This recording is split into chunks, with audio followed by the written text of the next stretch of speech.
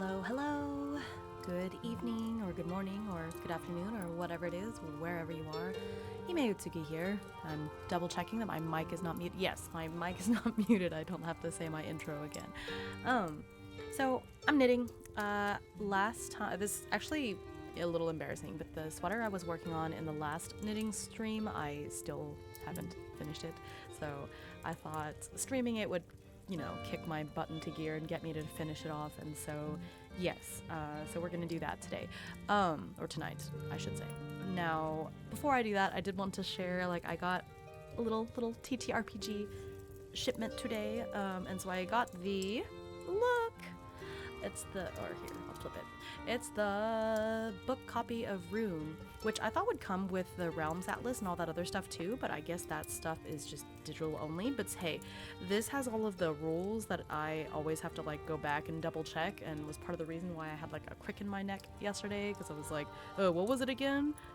Do I have to fight or whatever? So it'd be nice to have this on hand so I don't have to I just kept whipping my neck back and forth to look between my two monitors to read the rules, and it's just a lot. So, but also it's just so nice. Look, it's so cute, and I don't know how to describe this, but the matte cover is very soft and smooth. It's just a nice book. I'm happy.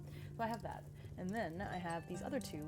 It's funny because I made this order, and one of the ones I was really interested in, it was in my cart, and then when I finally checked out, it was out of stock. So I was like, man, okay, I'll just get these three then. And then it was barely 24 hours after I had made that order that I got this email that was like, we restocked that book. Which, okay, I think that if I remember right, it's you only get free shipping at a certain point, and so I don't want an order to just have one book in it, and so I want to order more, but I've already hit my budget. Actually, I've already exceeded my budget for books and book things this month, so I need to hold off on it. But see, the silly thing is, I know myself. I know that even if I were to buy the book right now, it's not like I would play it right now, and yet I feel like I want it right now. But that's how I am, right? I'll pre-order new books from my favorite authors and stuff, knowing full well I am not going to read that book for months. There's no need for me to pre-order. But, I guess part of that is I'm showing support to the author too. And yeah, I'm probably not going to play these other games right now, but hey, I supported them and I have it. Here's another one. These are all games that I've been interested in for a while and just never... it's just been on my bucket list, and so I finally was like, they have physical versions, so I'll get it. But this is it's a mech kaiju kind of a game.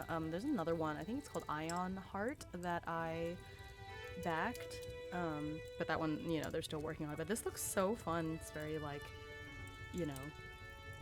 Pacific Rim-y. I love that kind of aesthetic, and it looks very, it's upside down. I love how crisp everything looks. The page design is so good. The layouts and everything, this is so stylish and pretty, and I like that it doesn't, you don't have to have that much artwork in it, and it's still able to look so stylish. I love this. But yeah, so that's another one that I want to play eventually. And then the last one, this is Lighthouse at the End of the World. There was a period of time where I was really into these, it's called the Wretched and Alone engine. I don't know if you've never heard of these. The Wretched and Alone games are ones where you have to, they use cards. It's like a deck of cards and a Jenga tower, or I mean, they call it just a wooden block tower, but it's Jenga. You need a Jenga tower. And must have been during COVID, I got really into these games. They tend to be very psychological. I've played several of them where the Jenga tower represents your mental health, and so every time something happens, you have to pull blocks from the tower, and something will happen if your tower falls over, right? And so this is one of it's a game from that engine. This is one of the really famous ones, actually. One of the ones that I think made this engine. How should I say this? It drew some attention I guess I should say, I don't know. It's a classic. That's the word. It's a classic for this engine. For some reason, I never got around to playing it. There were other ones that I ended up playing instead, but not this one. And so thought since it was available and wasn't, you know, particularly expensive or anything, that I would pick this up while I was getting those other two games. I honestly think that the cover it's pretty. I like the design too, obviously, especially this font. Ugh, this font that they use for the titles. I really love it. But the book feels kind of like magazine quality. Now the thing is that the paper on the inside is really nice. I don't know if you can see it, but it's like this off-white kind of cream color, and it's really nice. But the outside cover is kind of like I said, it's like slightly thicker than magazine, you know, and it was packaged really nicely, but it's so bent all over the place. That was a little bit of a bummer for me, but I mean, what's important is the information on the inside, you know, so I'm excited to play that eventually. I have, you know, obviously I have the Jenga blocks and everything, but I'm trying to figure out how I would be able to capture that on stream, you know. I guess I would just have to turn my camera, which my camera does swivel, and so I guess I would just have to turn my hand cam so that you could see the Jenga tower. It's not like it would have to be showing all the time, so I guess I could just swivel it in those moments when I have to show myself pulling blocks from it, you know. But yeah. Oh, so I discovered something. Now to get back on the topic of knitting, I discovered that hang on, I'm bending down to get it. Ooh. I discovered that, oh, do you see the top of my head? Do not perceive. My cat is here because he only comes out when I'm streaming. Okay. Ooh, it's really hot. I have my heater on, but it's like getting hot. Anyways, so I found out there's this app that I use on my phone pretty religiously to help me track my knitting and my scared he's gonna mess with the yarn if I leave it down there, so I'm gonna put this here instead. Okay. Anyway, so there's this app that I use to help me track like what row I'm on and all that fun stuff. But then the problem is that it's a phone app, like I said, right? And so whenever I'm streaming, I need my phone for like my model, you know, and so it was kind of a problem trying to track what row I was on and being able to look at the pattern and everything. But I found out, I don't know how I didn't know this, but there's like a web version of the app and like it syncs everything. So as I logged in and it saved all of my PDFs and all of that fun stuff. And so, yeah, so I have my pattern, I have all the stuff right there, and so I don't have to worry about it anymore. So that's really great for me for this stream and future knitting streams. Okay, so I'm gonna go ahead and get into it. Ugh. It also got hot because it's really cold because it's like, oh my gosh. I thought I was untangling my, there we go. Got my headphones wrapped around the, nope, never mind. Got my headphones wrapped around the yarn. There we go. Ugh. Okay. Wait, no, that's not gonna, it's gonna have to go under. Okay. Anyway, I'm wearing these heat tech leggings because it's, actually I don't think it was snowing today, but it was still cold enough that all the snow from yesterday was still around. So anyway, it's quite cold in the house, but I'm wearing this like heat tech, the ultra warm heat tech leggings and everything. So I think that and the heater and having this like pure wool in my lap might be a little overkill. So, okay. Here's where I am. I'm on the wrong side. Yeah, okay. Okay. I think I remember where I'm at. Okay. So we're just gonna get into it. I have some medieval lo-fi music on because it's just my favorite music to listen to. I love it, especially when I'm working. It just gets me into that sense of deep focus. If I'm not gonna be listening to an audiobook, it might as well be something like this. So, let's just go ahead and get into it.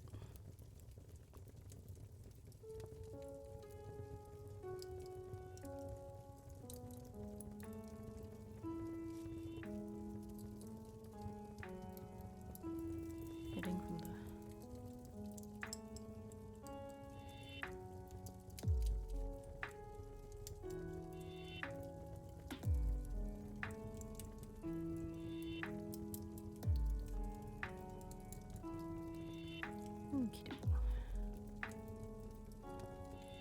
Feels weird because I was just on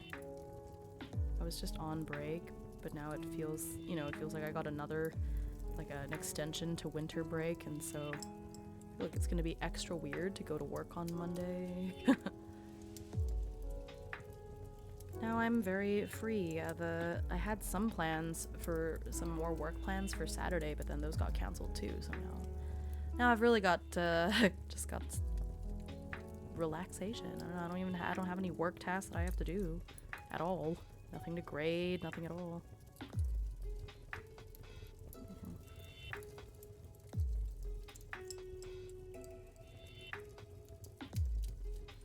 It's 5 repeats. How many repeats have I done? I don't know. Can I not reset this somehow?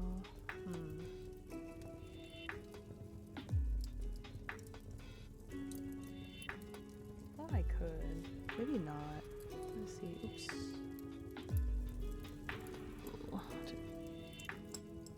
Nobody needs to hear my phone notifications. This is 5 repeats. I don't know where I left off at 5. Alright, I wonder if I can edit this one. I can reset. Hello. Can I not just reset this one? No, I guess not. Okay. I guess I'll keep track of how many repeats I've... See, but I started at... Okay. I think I am keeping track, because I think I just barely started on this caller last time. Or maybe... I don't know. I guess I'll just go until it's as long as the other one. That just doesn't feel quite right. Anyway, hello. How are you? Good to see you again.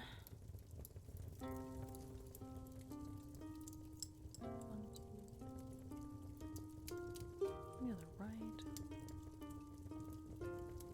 I thought I did this already. Okay, I don't know. I don't know where I'm at. It's fine. Am I supposed to be slipping this one? No, it is a stockinette at the end. Okay, I don't know.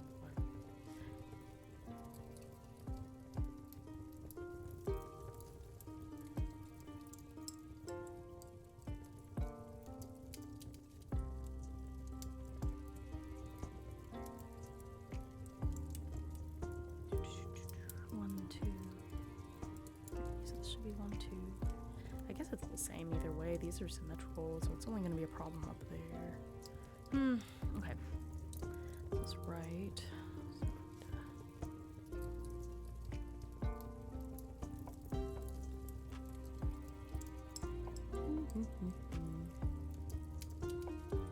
Okay.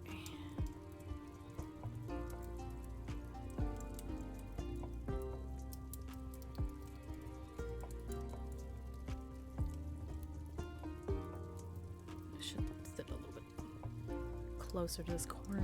There we go. So I have to do this stitch 3 times.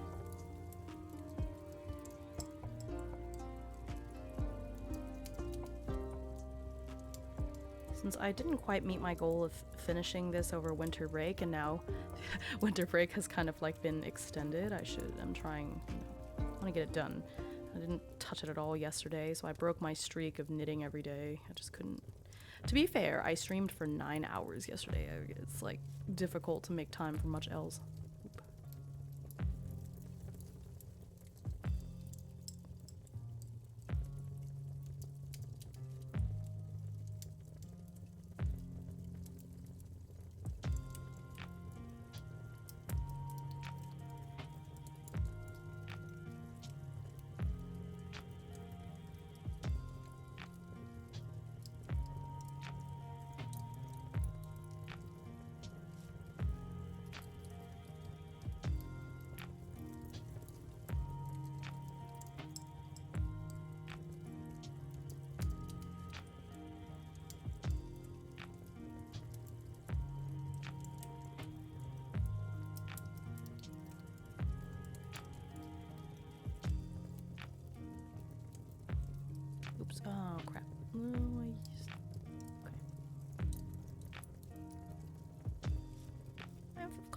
past the point where, even if I was to drop a stitch, it really, like, I could fix it pretty easily, but I still, that visceral terror of like, oh no, I dropped a stitch, I've ruined everything, it still kind of freaks me out.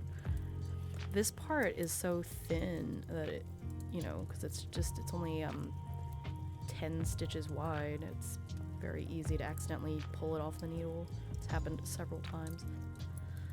And nothing lasting, no lasting damage or anything, but it still kind of freaks me out every time. Okay. Yep. Come on.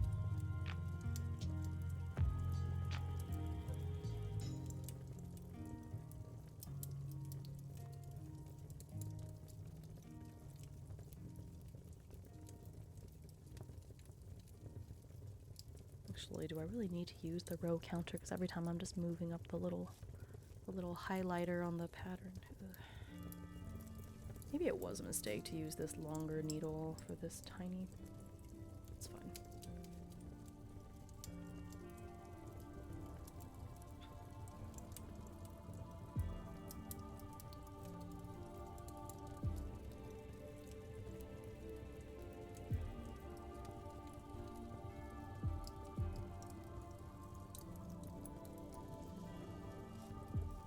This looks, but on the other hand, it's gonna get sewn down to the collar, so I guess it's fine. Even if it doesn't look quite right, it's gonna get hidden anyways.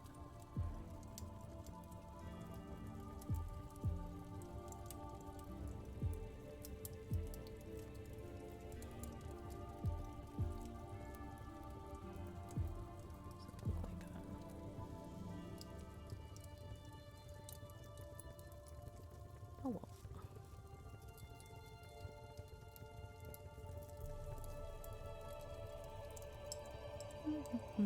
Some grass. That's how you know that these sheep were living well.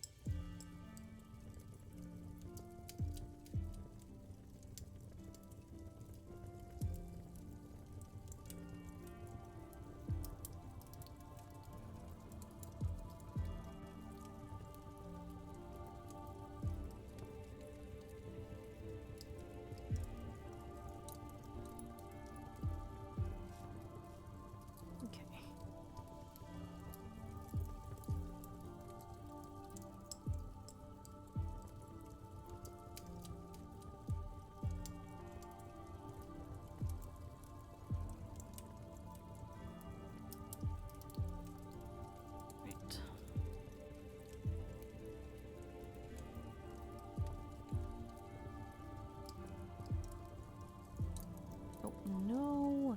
Okay. Alright, it's okay. I picked it back up. There. Started reading another webtoon today. Nobody transmigrated in it, actually. It's just one of those funny romance fantasy ones, except that the main character is like, whatever the girl version of a himbo is, right? She's super strong, but like has 2 brain cells, which relatable. But she's just super funny. It's a nice breath of fresh air, but it's a new series, so there's only like 20 chapters or something, and now I've read them all and I'm in despair, and I just added it to my list of 200 series that I'm following. They're all of the series that I like to read are so similar that every time I pick up a new one, I'm kind of like, well, I'm gonna put it away for a while, because there's a limited few that I like enough that I want to read it like every week when a new chapter comes out.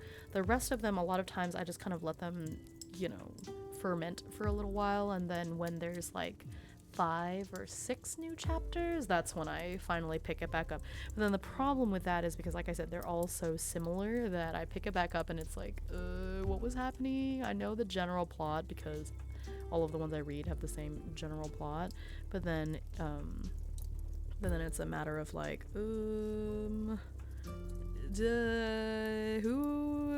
What's going on? What was the plot? Is this one of those magical ones, or is it like a, I don't know. So I inevitably just end up rereading it again from the beginning, which is fine, but it's like just more time, I guess. But hey, you know, I've always thought that it's a good thing that I have a bad memory, because I tend to reread really often, and then it's like I've forgotten most of it, so it really feels fresh, like I'm reading a new series all over again. And who wouldn't want to feel like they're re-experiencing something that they like over and over and over? So it's kind of an unintentional good thing, I guess. I mean, I always get the gist of it, so once I start rereading it, it's like, oh yeah, okay, this is what was happening, but still, it's kind of nice. Okay.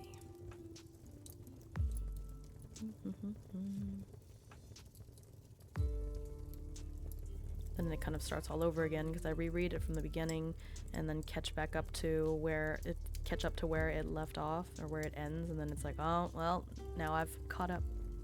No, I thought about it, and I want to play more of it, but I also really want to finish this sweater because it's very cold, and I meant to finish this sweater over break and couldn't quite do it. So I am knitting tonight. I'll probably stream more of Rune tomorrow. I think I'm gonna play. I have plans to play a game with my cousin on Sunday, but tomorrow I want to play Rune, and since my Saturday plans got completely cancelled, I have time for that now, which is quite nice. I was talking about a webtoon that I was reading, that I started reading today. Oh, what is it called again? It's just called Divorcing the Emperor. It has some generic title like that, which I wish they had thought of a better title, because that title does not do it justice. It was so funny and such a breath of fresh air with the characterization and everything. Let me see. I've been reading, as far as books, I've been reading the Hurricane Wars, which is like, I guess it's gonna be a trilogy, but it's like a romance. Well, you know, it feels more fantasy than romance. Romance feels like it's taking a backseat, but it's one of those kind of books. Quite enjoying it, but you know, I can't multitask when it comes to my hobbies, and that's the tough part when I'm reading a book that's not an audiobook, because then if I read, I really can't do anything else, which is a shame. Wait. Oh, this is just knit stitch. Yes, okay. Oh, okay. Nice. Yeah, that's getting started with D&D is always really hard, because there's so much, you know. It's like, oh, you have to create your character, you have to look at these stats, fill this in, what's your AC, how do you figure out this, how do you figure out that? The beginning part is very overwhelming. That's why I found, in my experience with working with children playing D&D, that it is easier when somebody's starting off if you just if you just give them a pre-made character, or like give them some choices. Like we did a one-shot recently, and I just printed out like 8 different pre-made characters, and I let the kids each pick one, so that made it a little easier. So you still got to choose to an extent, but then it wasn't so overwhelming because they didn't have to create the characters from scratch, so it was nice. But then that also allows them to see, oh, these are the different stats, this is what it means, so that eventually when they get to the point of creating their own characters, it's not so overwhelming. Yeah, it's tough, you know, understanding like which dice is which and all that stuff. There's a little bit of a learning curve for D&D compared to some other TTRPG systems. Which is why it's kind of interesting to me that D&D emerged as like the foremost, like the big thing game system that everyone wants to use, because it's like, it's confusing. I would not say that it's very beginner friendly at all, especially if you have no experience with it. No, I've never played Pathfinder, but it looks really interesting. Doesn't Pathfinder have even more rules compared to D&D? That's what I've heard. It's like even more complicated, which I love stuff like that, but I know some people it might be a little too much.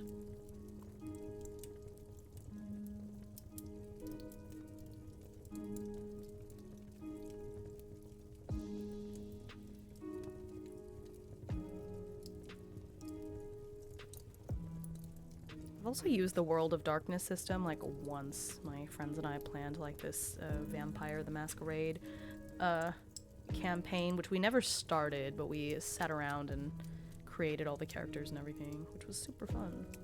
I'm kind of sad that that campaign never got started because I put a lot of planning into it. I was gonna DM. Or not DM, I think there's another word for it. But, oh. Starfire. Oh, I see. Yeah.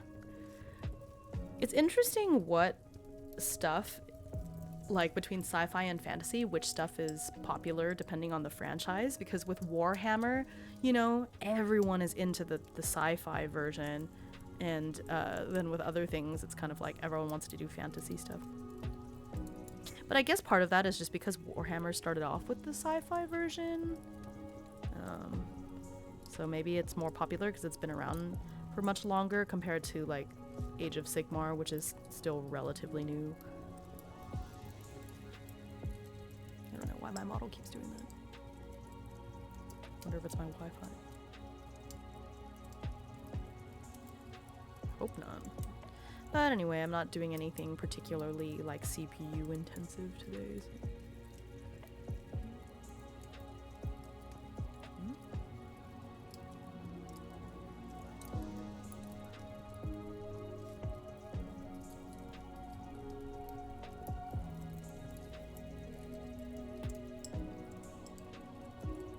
Yeah, I've been really interested in Call of Cthulhu, and for some reason it's super popular in Japan. Like whenever I'm looking at Japanese TTRPG stuff, like it's all Call of Cthulhu, or COC as they call it. But I feel like you need a group. You definitely need a group. I don't I firmly believe that every TTRPG can be turned into a solo TTRPG, but I feel like that particular game might not be as fun if you play with just by yourself. Wait. Okay, yeah, okay. So this is right. Left already.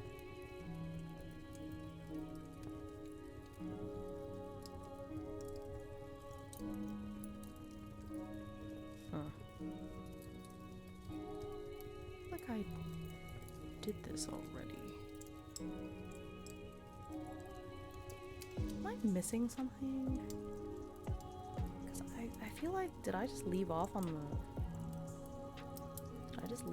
the wrong thing? Because this is supposed to be the left collar, and I feel like it's just right. Why does it look like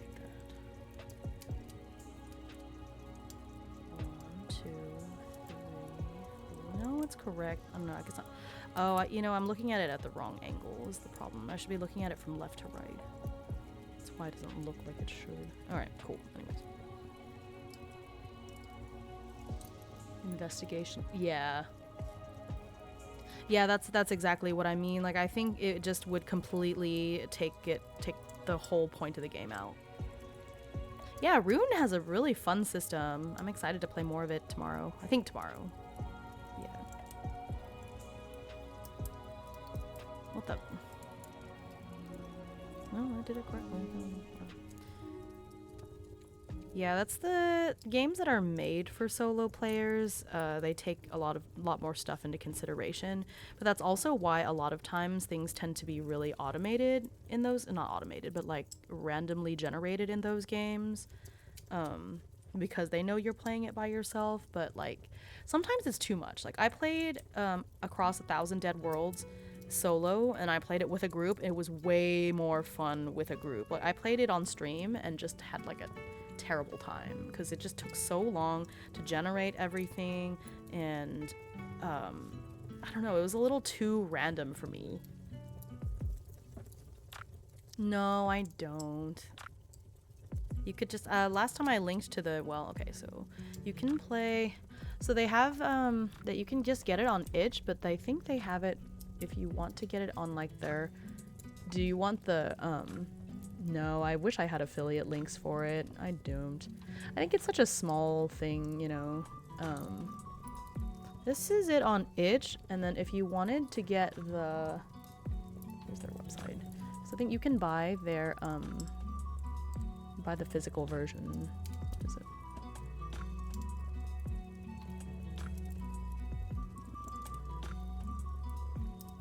Here, and then if you wanted to get to the physical version, that is here.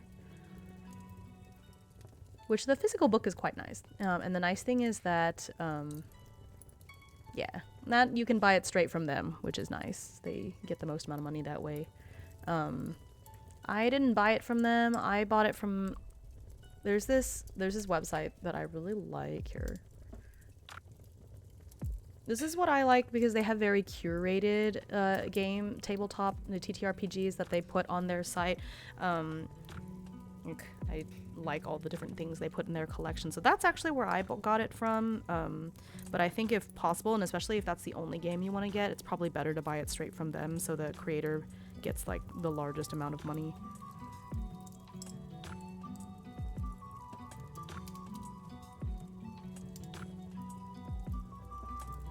Yeah, I used to play a lot of Tabletop Simulator with friends and with my family and stuff. It's nice because a lot of my family members live far away, so it is a nice way to play it. We used to play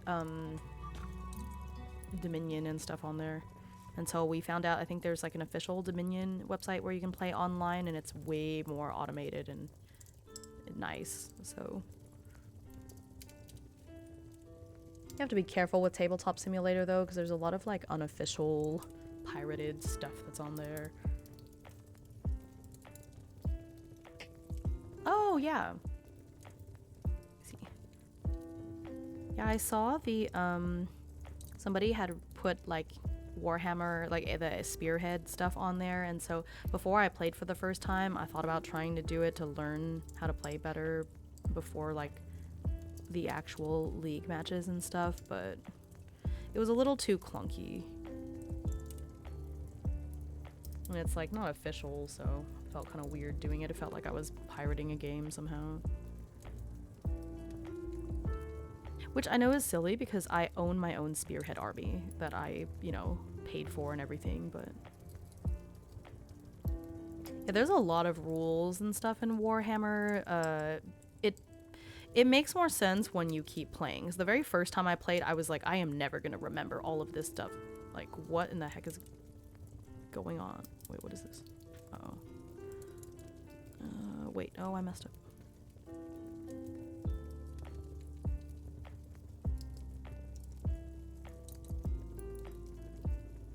What happened? Happened here? What stitch is this supposed to be? Uh-oh. 1, 2, 3, 4, 5, 6, 7, 8, 9, 10. Messed up something.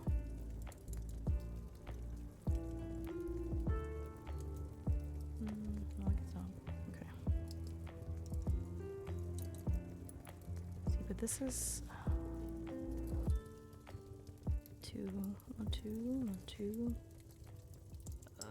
This was...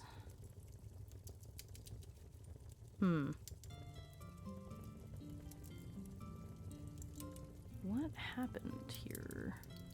I messed up this stitch somehow. Okay, hang on. I need to fix this stitch. I don't know what I did. It's really weird.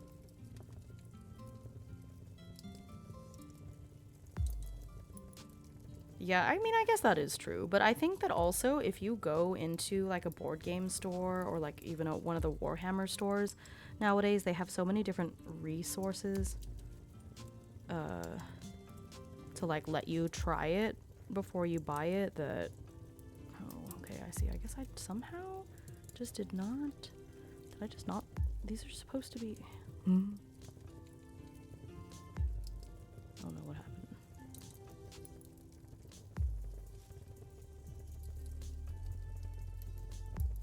Sorry, I need to focus when I'm fixing it there. No, I made it worse. What is...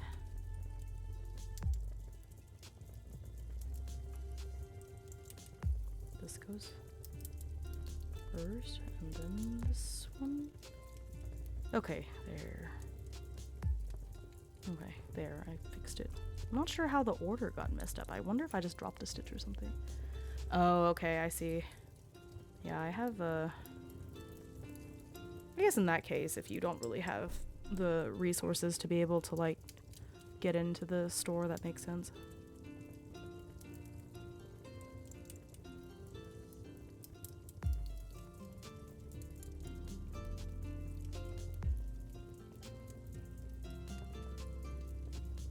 Okay.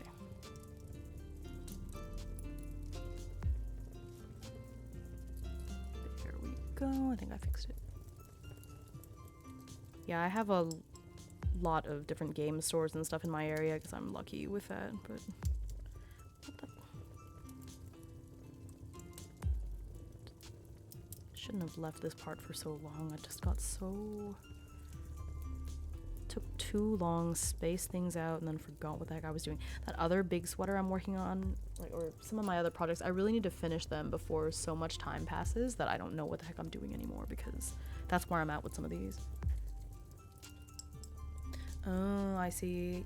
A lot of the game places in my area, they're really big and they actually have more space to play compared to, like, stuff for sale, actually.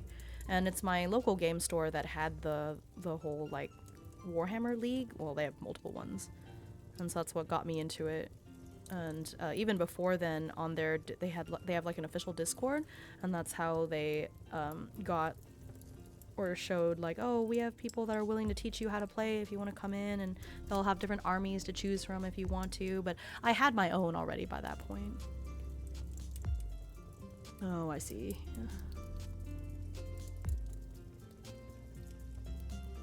That's tough, for sure. And especially when you want to play board games and you don't have, like, a friend group that's really into it. I think having the local game store be supportive is really important, but yeah, that is tough.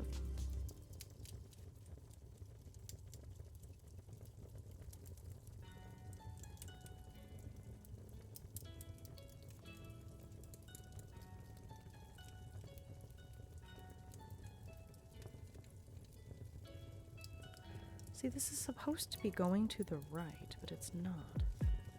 So I messed up something, but I don't know what happened.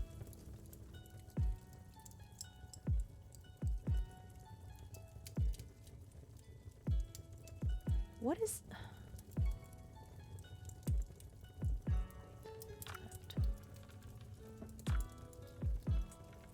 My... Okay,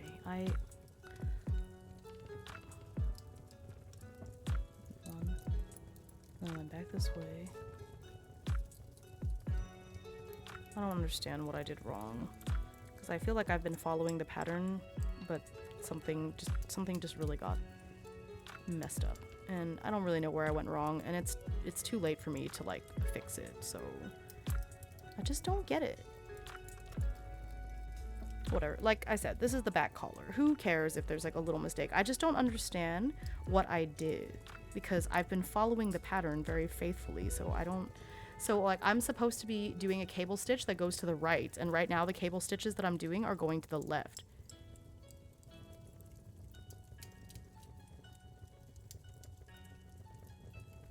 And I don't understand. Whatever, okay, whatever. I'll just keep following it. And hopefully, I don't know, this is so weird. Because this is supposed to be going to the right, and it...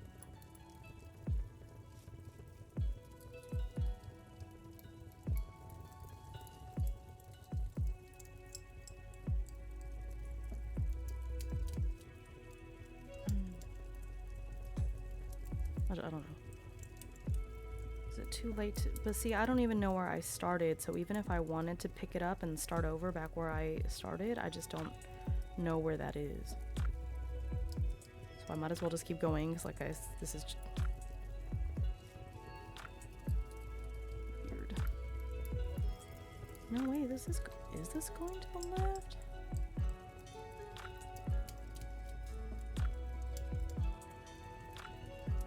I don't understand. Yeah, it's pulling to the left.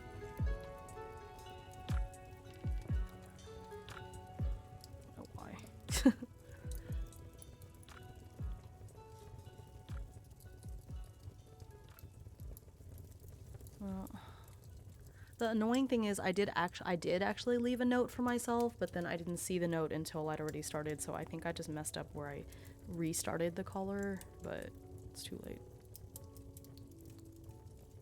Yeah, that's going left. Oh, that old warlock took Book of Shadows, picked up the... It's fun. I wish Vicious Mockery did more damage, but I guess it would be a little too OP if it did a lot of damage too. I have this cute little, like, iridescent pin that is like a Vicious Mockery themed pin.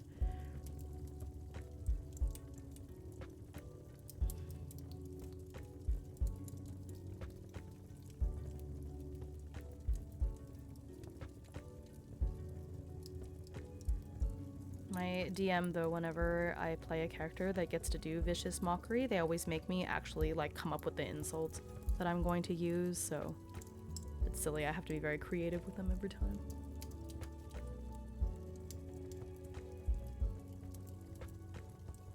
Oh yeah, Eldritch Blast is crazy.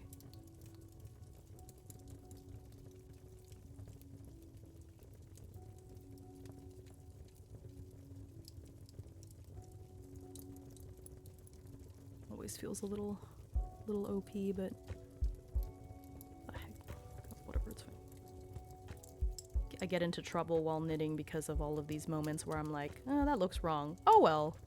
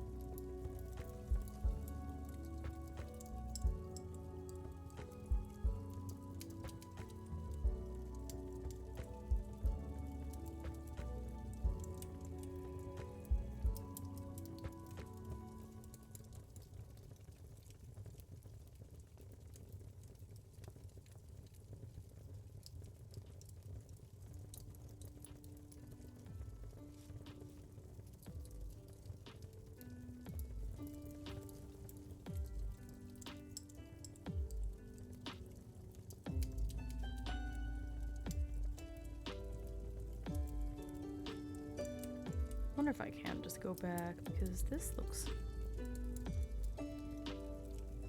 correct here if it was going to the right. Because it looks good up until here, so I wonder if I could just stop right there and go back. Oh, actually, I guess I do know where I started because it's here. It has this thing.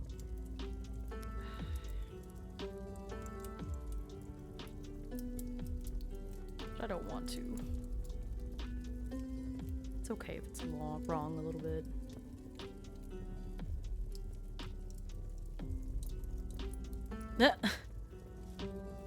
Aww. That's funny.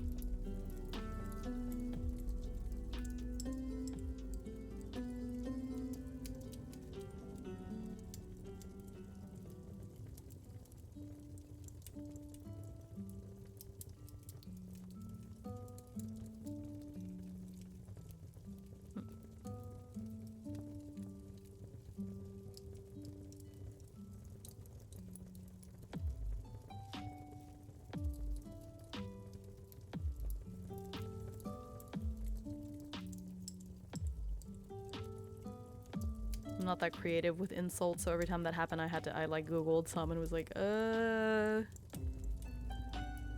that person who whenever I play RPGs, I can't pick like any of the mean options. Like, it's funny when I do Vicious Mockery and it's like, you know, though, in reality I would never be able to do this.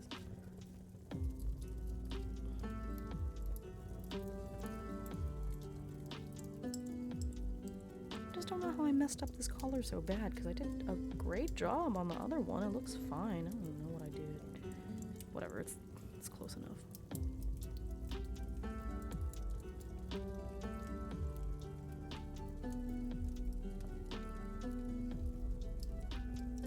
I know, but my DM is like, no, what are you saying? What are you saying to them? They want us to exercise our creativity. Which normally I am creative, but with insults it's tough.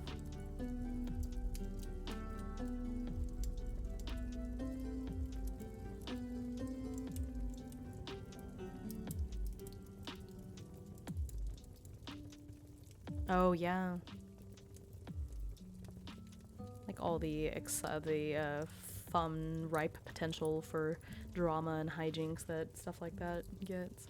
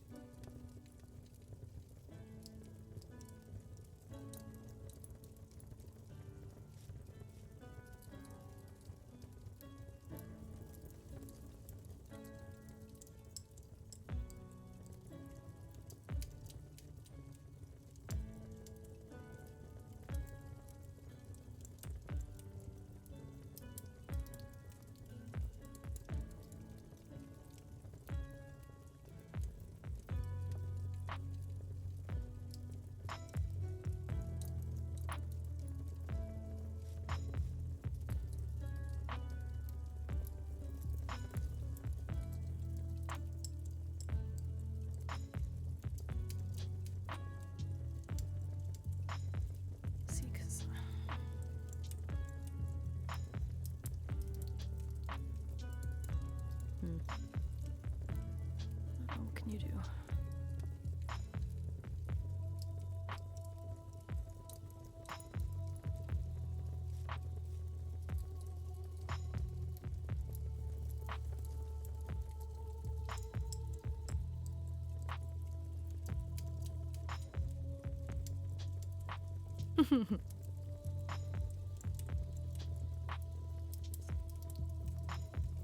Oh my gosh. Yeah, cantrips are fun. You don't have to worry about how much they cost or anything, or burning your spell slots. You can just do all sorts of silly stuff.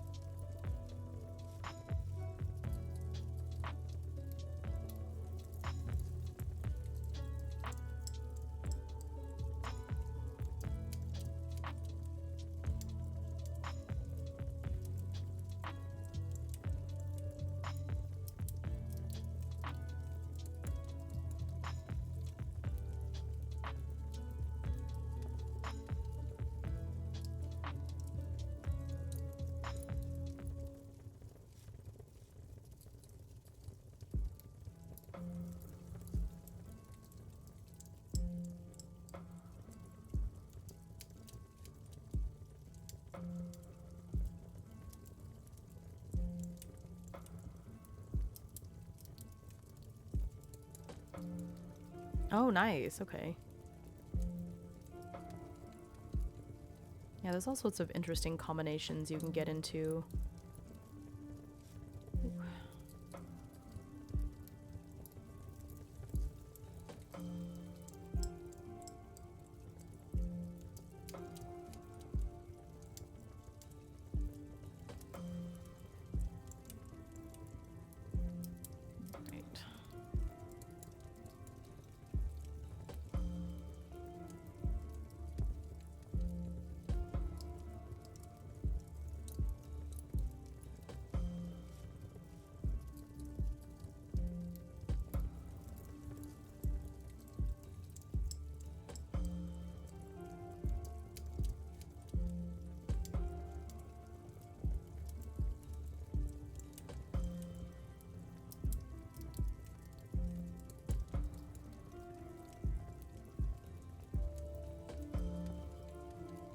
Oh, shoot. Really? That's crazy.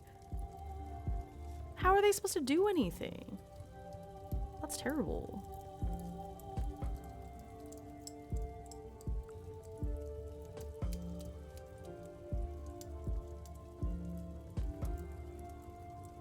I mean, I'm sure there must be a reason for it, but still. Doesn't sound very fun. Or sporting. Oh, I see. I gotcha. Well, that is nice then. It's not too bad.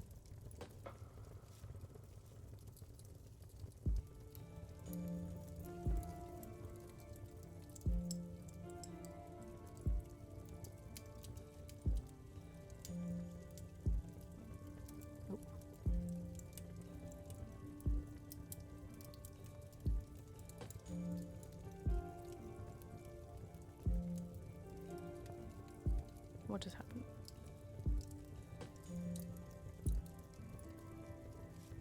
Oh yeah, this was supposed to go on the back.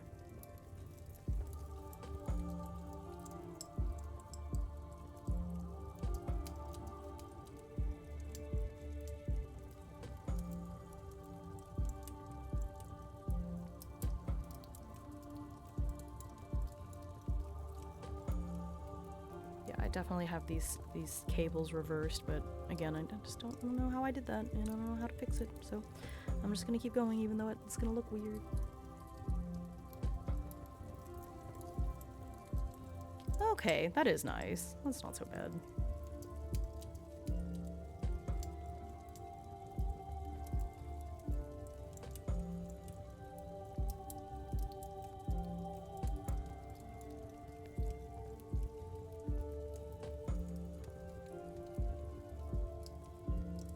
I've never played a character to that high of a level before. Like I said, I think the highest I've ever gone is like level 9.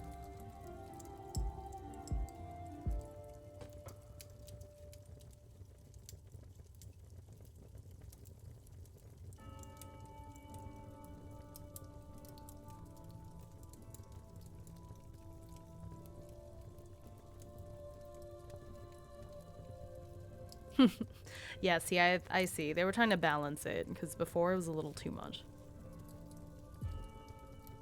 I see.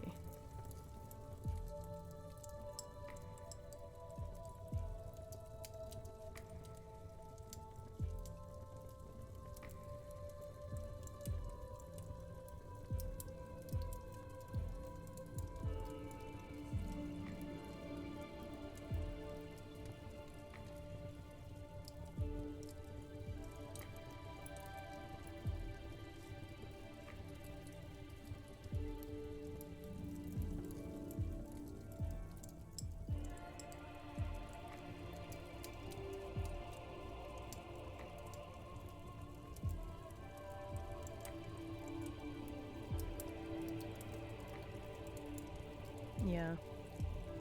Well, TTRPGs are always evolving. They're always trying to find different ways to make it fair, and you think about they have so much feedback from people that they have to sift through. And play testing and all that stuff, so who knows.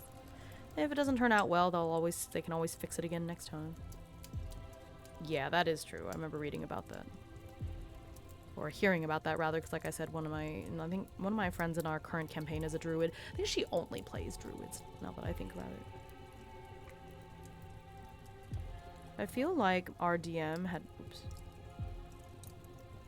Our DM had... oh no, I was right the first time. Always kind of adjusted shapeshift a little bit to make it a little more fair. Because he always was like, well, we play with the official rules and then I'll fix a couple of things because it's not very balanced in some ways and not very fun to play. I don't really remember all those details, but yeah, I feel like she's a different type of druid every time. Like, we've finished 5 campaigns together and she's been a different kind of druid every single time. So I don't know if she's done all of them, but she's done quite a few. Me, I don't like necessarily playing the same class over and over, so I've changed it up every time. So I'm playing a cleric in our current campaign. I've never been a cleric before. It's been a fun learning experience.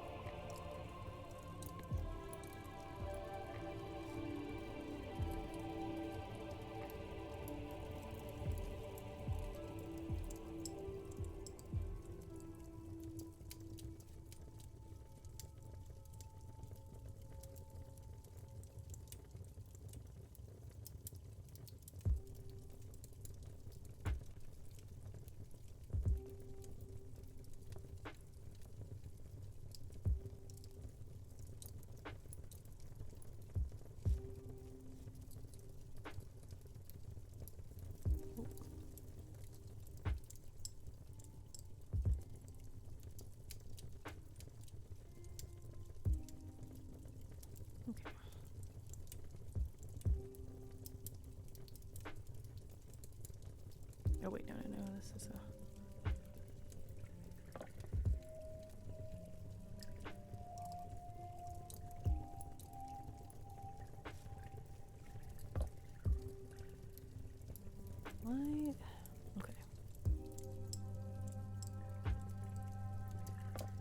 I split the yarn. There we go. This yarn. Be careful. There.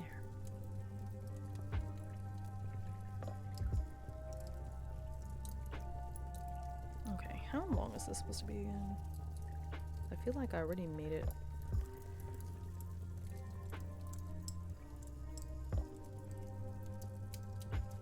Not quite as long as the other one. We're almost there. How long is it supposed to be? It's pretty close.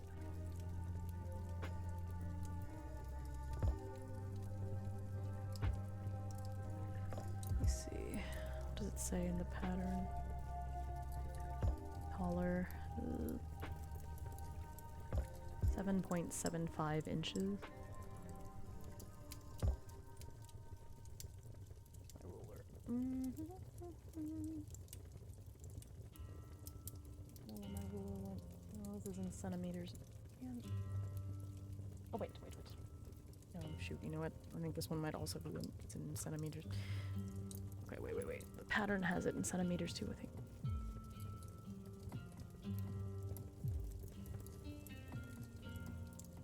.5 centimeters. Although, actually, I guess if I just measure this and see.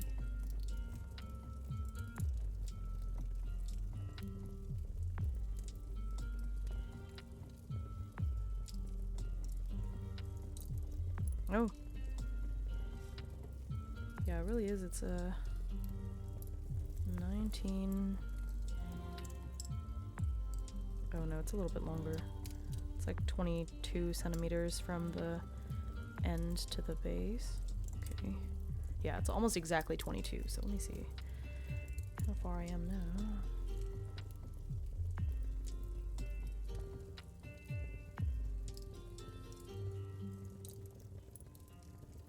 I'm at 19. Oop, it's a little tilted.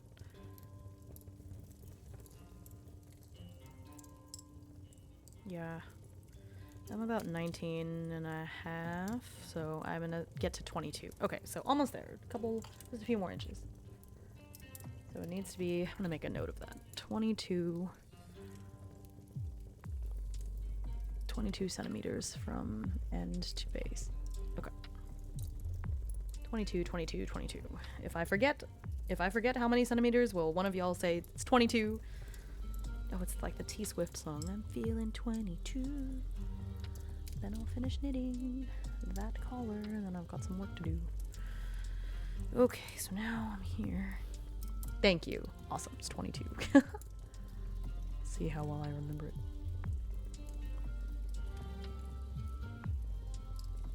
Okay, nearly done with this part.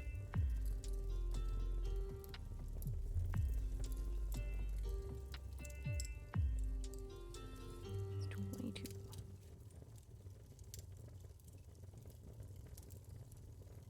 And this has to be in the front. Yes, it was 22 centimeters.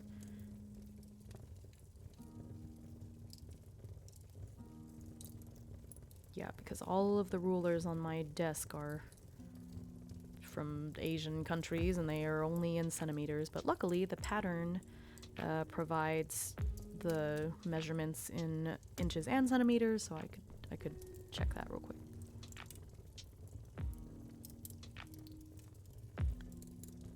Well, I also kind of went ahead and just measured it on the other side because I'm doing the other side of something that I did half of it already, so I just went and measured the other half and was like, okay, so if I want it to be symmetrical, it should be the same length. Which makes sense. Yeah, for sure. In some way, especially for this, I think.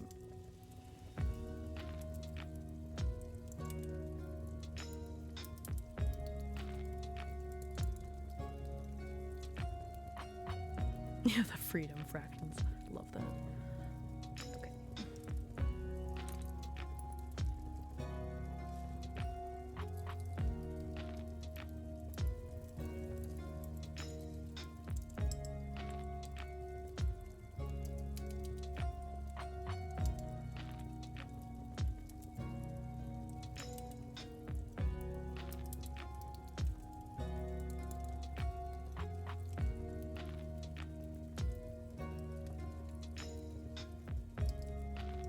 I also realized I was watching back part of the VOD from yesterday, and like there was so much of the stream where I was like bent over like this.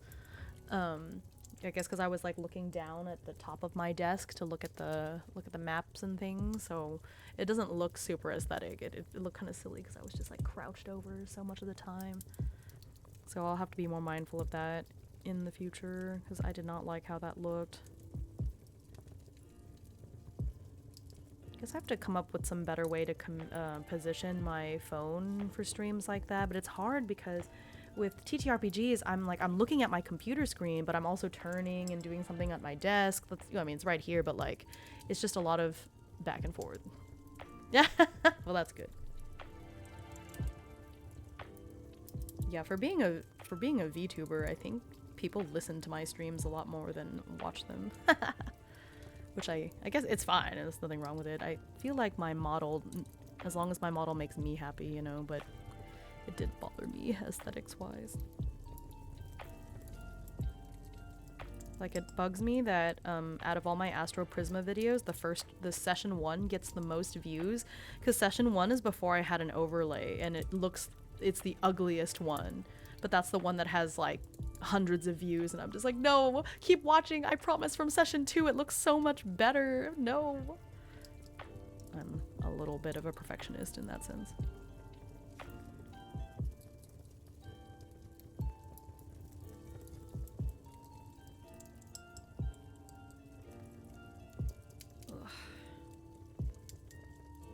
I'm excited though. One of the things that I want to do this year is to have like a group TTRPG session in my Discord. I've already had like two or three people be like, let's go. Yeah, I really do want to do another session. I just not quite there yet, I guess. But I want to do one eventually. Oh, that's such a fun looking job class. Or I don't know if that's not what that, I don't remember if that's what they're actually called.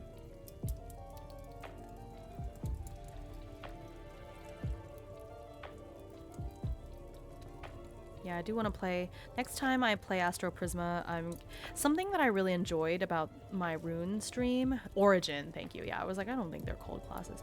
But something I really enjoyed about my Rune stream was how well it flowed, because I didn't have to stop to journal, and so I think moving forward, I might keep doing that. And since I'm streaming it, you know, why am I stopping to journal? Like, who's gonna read that journal anyways?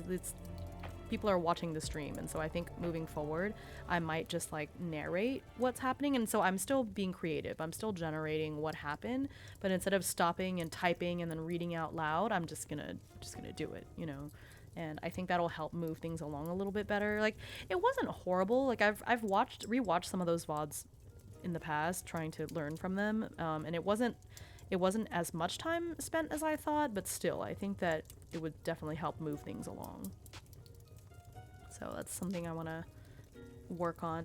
Now there's some games where I think journaling is because even if I like, yeah, I thought that too. Like, I'll rewatch it and then I can write the journal from the VOD, or even like just hire someone to do it, or even, you know, when you can do a thing where it's like speech to text, and I can just use that to write the journal and just have it like pull what I'm saying. You know what I mean? Like, because that way I can have the journal, I can have the record, and anyone who wants to read it can, but then I'm not spending stream time doing it. I think that would be best. Actually, now that I think about it, I did that for the Iron Valley streams. I didn't really journal anything. I just narrated these conversations I was having with the NPCs. I'd be like, oh, now I'm talking to so-and-so, and I would like use voices. My only thing is that I wish that there was a better way for me. I wish I was better at doing voices, is what I'm trying to say, I guess, because I feel like when I'm having conversations with myself, it just doesn't sound, I'm not as convincing at making it sound like two different people are talking. Yeah, I think that would be perfect. Just need to do it. But yeah, I want to get better at doing voices, because it just feels like, oh, that's true. You know, that's a good idea. Get one of those voice changers and just like kind of push a button and have it switch between. I'm gonna screenshot this. Hang on, where's my screenshot? That is actually genius. You're a genius. You need to be in my Discord so you can give me these ideas, because we have a subscriber chat in there too. Like, come on. I need you on my like ideas committee. What? You're a genius. Hang on, where's my screenshot?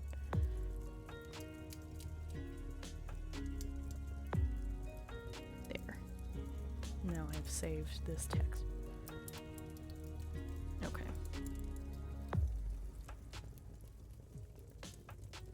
Oh, makes sense. I bet you were a good one. Yeah, because I have a lot of ideas for like other creative things I want to do on stream, but then sometimes like I struggle a little bit with trying to figure out how is the best way to put that idea into action, you know?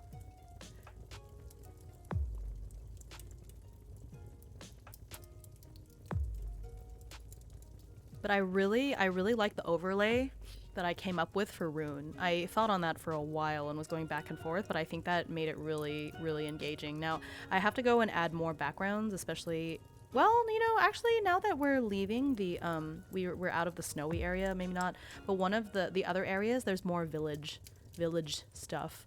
And so, like, I might add more villagey backgrounds, for the future streams. But you know, I hope everyone liked or thought the overlay was easy to look at, because I really, really liked it.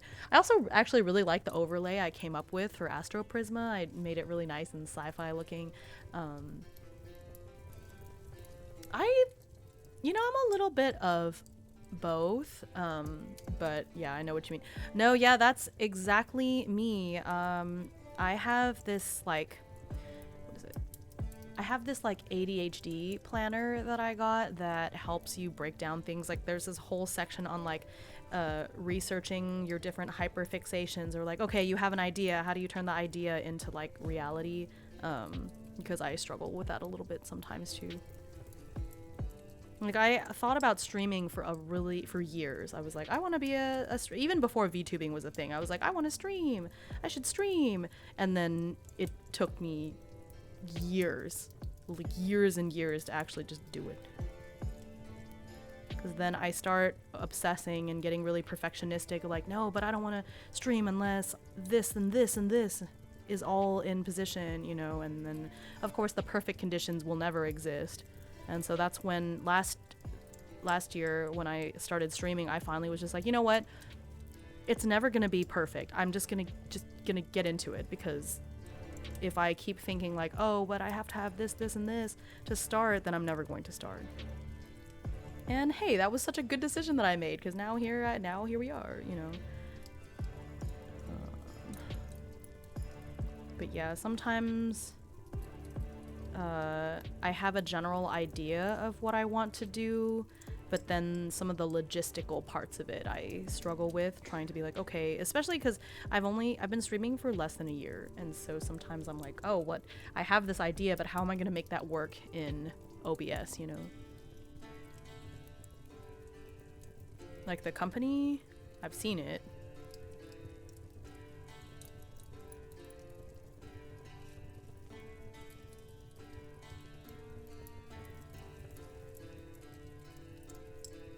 Oh, I don't think so. I don't watch that many streamers, or like regular, like non-VTuber streamers, I guess. What I watch on YouTube/Twitch is like the extremes of either I am, either it's like a VTuber or it's like a lifestyle vlogger, and it's just them talking about cooking and knitting and stuff, or books. And then I pretty much became the streamer that I wanted to be, like I just stream the things that I like. There wasn't a particular streamer that I watched where I was like, I want to be like them, I need to do stuff like that. Oh, okay. I'll have to take a look. You know, actually, I wonder if I have watched it. Because the name does sound familiar. I don't know, who knows. I watched stuff that popped up on my recommended a lot. The algorithm knows me really well.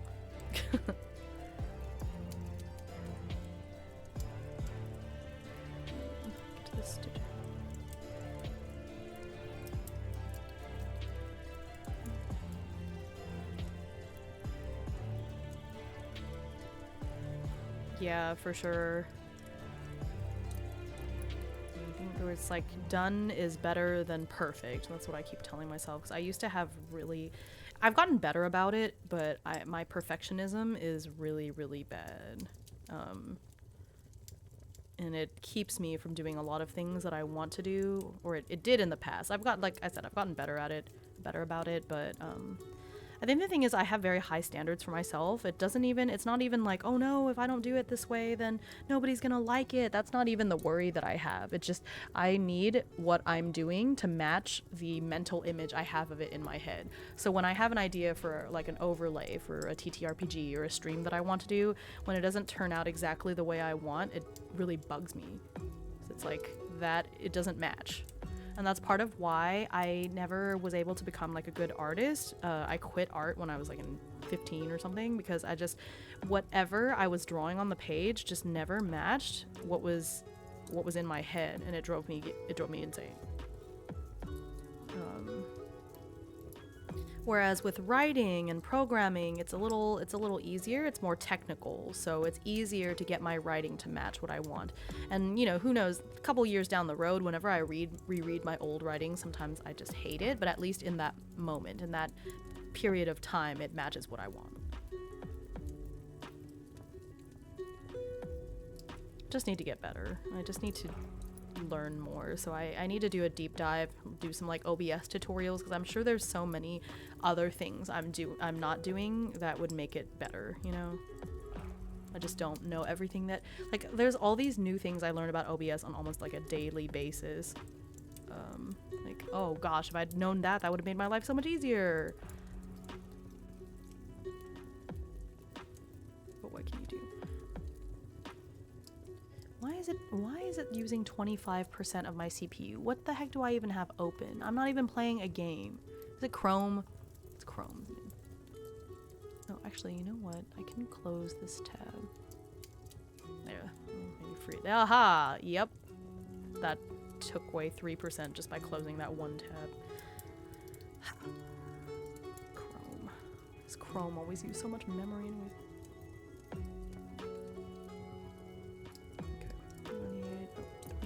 Stitches.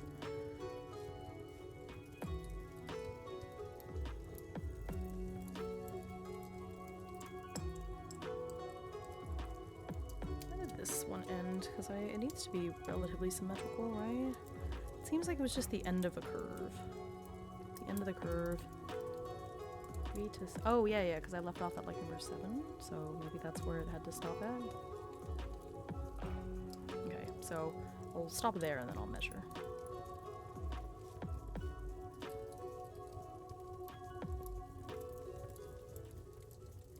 Yeah, I'm somebody that learned or how should I say this? I was diagnosed with autism as an adult, and so I think I'm still trying to navigate a lot of that, because there's a lot of things where it's like I think on it, or I talk to my therapist about it, and it like completely reframes stuff from my childhood or growing up, because it's like, oh, it was just autism this whole time, and that's something that I'm still really coming to terms with. I think that it doesn't affect me, or maybe that's just what I think.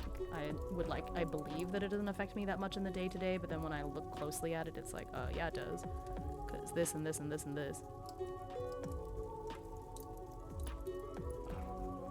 Okay, so yeah, you're kind of in the same boat of it being like an adult thing, and I think that autism also tends to be, they say that it tends to be underdiagnosed in like women too, because women tend to be so good at masking. Because I have a cousin, or I have multiple cousins that are autistic as well, and I think I grew up knowing like, oh, I don't want to be perceived that way, so I went out of my way to act completely different from them, even though it really stressed me out. Okay, yeah, so you're a bit older than me. Actually, you're about my husband's age. I was diagnosed, is it 2? I want to say 2 years ago. maybe 3. Ooh, actually now we're in 2025, so I guess it's been 3 years because it was in 2022. I was 3 years ago. I was what, 33? I am 35 now. I keep trying to up my age. I don't know if it's like, I keep thinking in terms of like the year and not like, oh, but my birthday hasn't actually come yet, so I am not that age. Like I keep trying to think, I'm trying to say that I'm 36, but I'm not 36. I'm still 35. I'm not gonna be 36 for another 7 months. But then I'm like, oh, it's this year, so therefore I'm this age. That doesn't, it's annoying. I feel like ever since I turned 27 or so, I have to actually think about my age. So when somebody asks me how old I am, I have to like really think on it because I forget. Oh, nice. Yeah. Happy early birthday. 2 weeks is pretty close. Yeah, no, it's several months away. This is okay, I see. Not even close.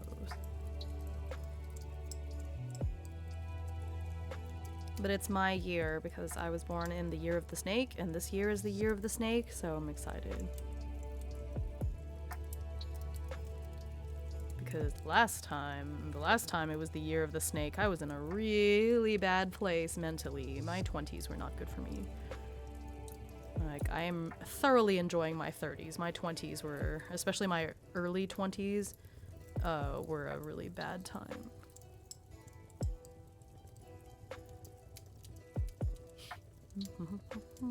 So I'm excited to have it be like another year of the snake, but I'm in a much better point in my life.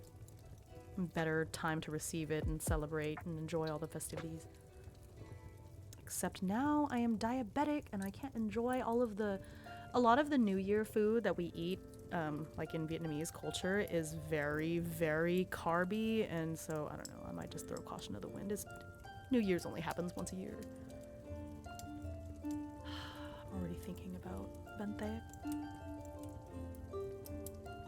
New Year's food, but it's so bad for you. It's a bunch of rice. And then the best way to eat it is you like deep fry it so it's crispy, so it's like deep fried rice. Like double the bad health.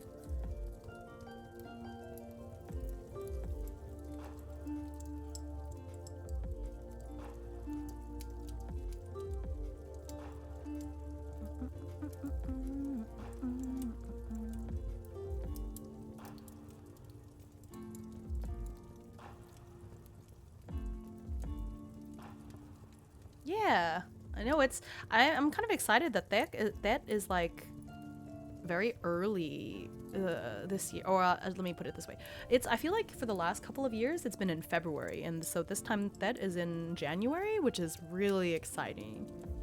I don't know what makes it exciting. It's just kind of nice because to me it feels weird to celebrate New Year's in February, so it's kind of nice that it's in January, you know. And I'm so excited for all the food. Like I said, even though it's not good for me and I probably shouldn't be eating it because I'm diabetic, like, it only happens once a year. I'm gonna eat it. I'm gonna eat it. But benteg is also so expensive. It's bad for you and it's expensive because it's like very labor intensive to make. Like, it's worth it. I mean, I'm not trying to, you know, not give these artisans their money because I know benteg is very annoying to make, but I just wish it was cheaper so I could eat more of it. Oh, you make your own? I've never made it before. My mom, actually no. I don't know.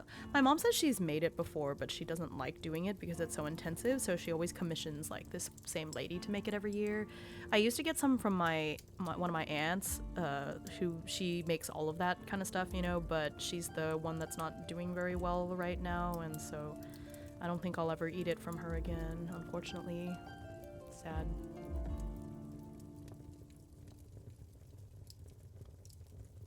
I bet it's fun making it on your own. It's like, you know, you get to control how much young is in it and stuff, but...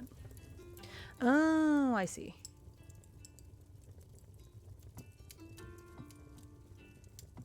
Oh, that's nice.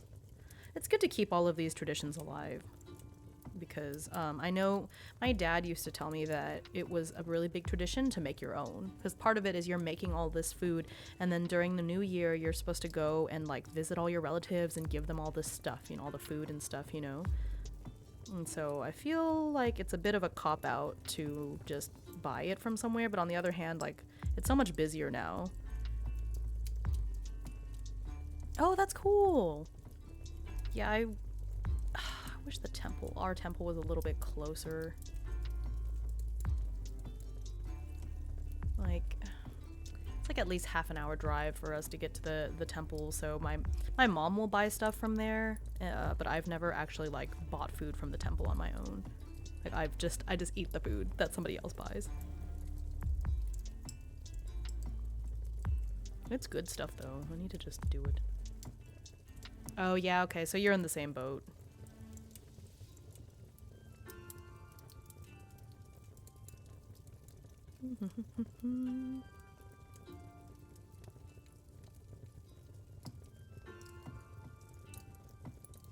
Do you prefer banjung or bantek?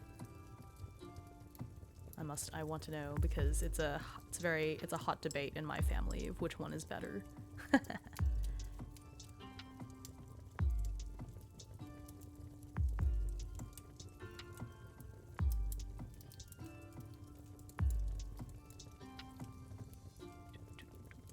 Okay, finish these 3 rows and then I'm gonna measure it.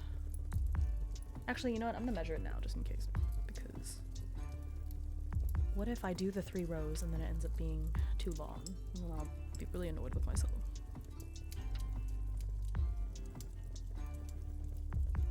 Oh, yep, okay, I'm glad I stopped. I am glad that I stopped because okay, it's perfect. Okay, I'm gonna stop right there. Okay, wait, so so I thought that the end of this one... Okay, no, I did it correctly, because it matches up really nicely. Wait. So if I hold this... Okay. No, it doesn't match up. Never mind, it's the opposite. Oh, no, yeah, it does. Because there's only 1 stitch here. 1 stitch here. Maybe I should go all the way to the end. No, but then it'll be too long. It's fine. Whatever. It's okay that it doesn't. Ah, okay. Yeah, my mom is like that. She's not technically from Saigon, but I guess that's the major area. She lived there for a long time, so she likes bentek, but I prefer banjung. But bentek is easier to fry. It's easier to fry, but I love banjung because when you fry it, you get it into these like little chunks, I guess, that are really crispy.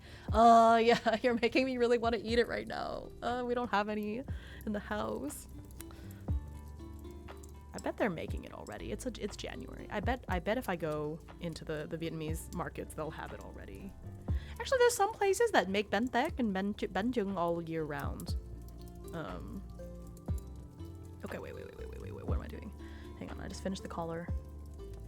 Let me go back here. Working, blah, blah, blah. Okay. You freaking knit both collars to a shorter length and seam them in, pulling the neck.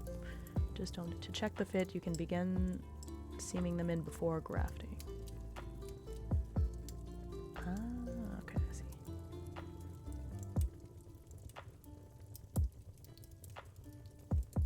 I don't know why we couldn't just do 1 collar and just make this part really long and just go all the way around instead of having to graft them together. I don't understand. Oh, actually, I do understand. It's because it's better to join them in the back than it would be to join it to like the edge of the collar. Okay, let me make sure that this is okay lengthwise. I think it is. Oops, hit the mic. Because this is supposed to get seamed down like that. And then this is going to get seamed down like that. No, it seems to be the right length. So it's kind of loose around here, but I don't want this part to be too open. Or do I? I don't know. Let me see. Maybe it's better if I make it a little bit longer, because what if it doesn't... Cut off the needle. There. This part gets needs to here. I already made it longer than it's supposed to be. They said, oh, but it's okay, because even if it's a little more snug, it just makes the neckline. It's already so big. You know, I think I'll be fine. Okay. Hold them parallel. Graph them together. Okay. I don't want to graph them together yet. I want to put it down. Place held using a spare needle. Graph them together as follows. Use the third needle into the next stitch. So, seam. Collar in place using mattress stitch. Okay. Let me, more than usual. It was probably a good, like, 3 or 4 inches of snow.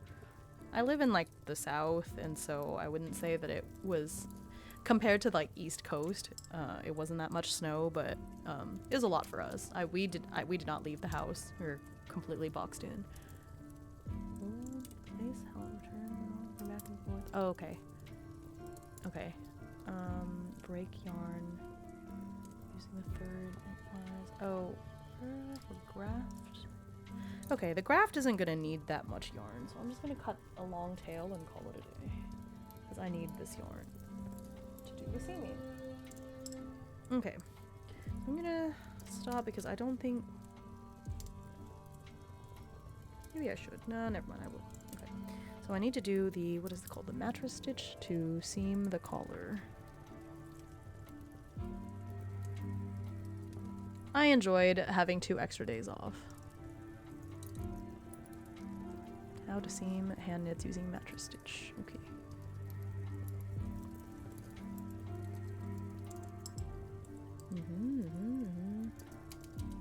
It is very possible. There's only so, well, I don't know. If you're in the south and there's Vietnamese temples, there's only so many states down here. I haven't doxed myself just yet, but yeah, I'm sure you're right. Okay. Oh, wow. Okay. Yeah, we got hit. Oh, okay, then no, you're not in the same place as me, but maybe close-ish. I live in a landlocked area. I would have to drive at least 4 or 5 hours to get to the coast. Or a coast, not the coast. Yeah, we got the most snow the day before yesterday. Then yesterday. Yesterday was when it was snowing really hard. Today, I don't think there was more snow. I think there was a little bit at like 6 a.m. when I was asleep. And then it was just cold. So the snow mostly melted, actually. So I think by tomorrow it's probably gonna be gone. I guess not. Okay, really bad about this mattress stitch.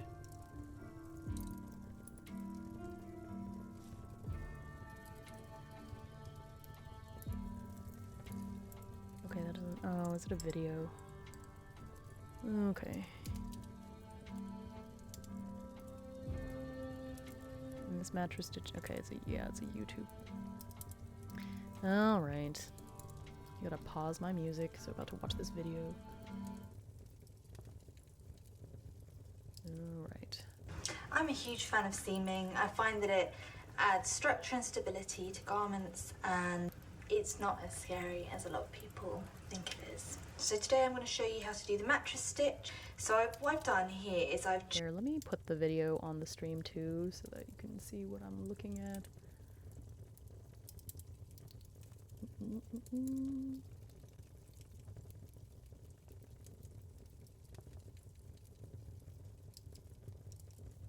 just anchored my thread in here, and I'm using a contrasting colour so that it makes it easier for you to see what I'm doing. And I've just anchored it in by looping it in twice. Now you can use your tail ends, so when you're making garments you might want to leave these nice and long so that you can use these for seaming and reduce all the weaving in, because I know that some people, you know, that's a real barrier, they don't like weaving in, so that's a good option.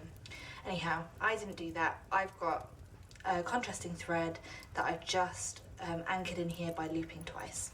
And then what you do next is, if you see at the edge of my fabrics, I've got a selvage here, and I've used a garter selvage, which means that whether it's a right side or a wrong side row, I've done a knit stitch, and I've done the same on this one, although it's curling under slightly. So there you go, knit on every row on that edge stitch, and I've done it on both sides of the little swatch that I've knitted. So I'm going to go into Hang on, I have the to bottom corner. Need the, where's my, I'm gonna put this on the ground. Where did all my little needles go? I think I have, there. Did I already put it away? I thought I had one already out on my desk somewhere from the last time, but I don't see it, so I might have put it away, or, okay, that's fine. What does her stitch look like? Of this piece of fabric. I'm going to make... Yeah, hers is not that long. I think I always try to use one that's too long and then my life is difficult. Okay, let's see here. So I guess this is fine? This should be fine. Okay. And of course I left my little thread minder downstairs, so I'm not gonna worry about that. Okay. For seaming, I guess I don't need to use the mohair for this part. Doesn't really matter if it's fluffy. I feel like if I add the mohair too, it's just gonna be more room for error. Alright, so let's put this in the thingy. Oop. Well, I guess since she doesn't have music in her video, I can leave the music on. I'll just turn it down a bit. So I think it'll be a little too awkward if all the music is gone. Okay.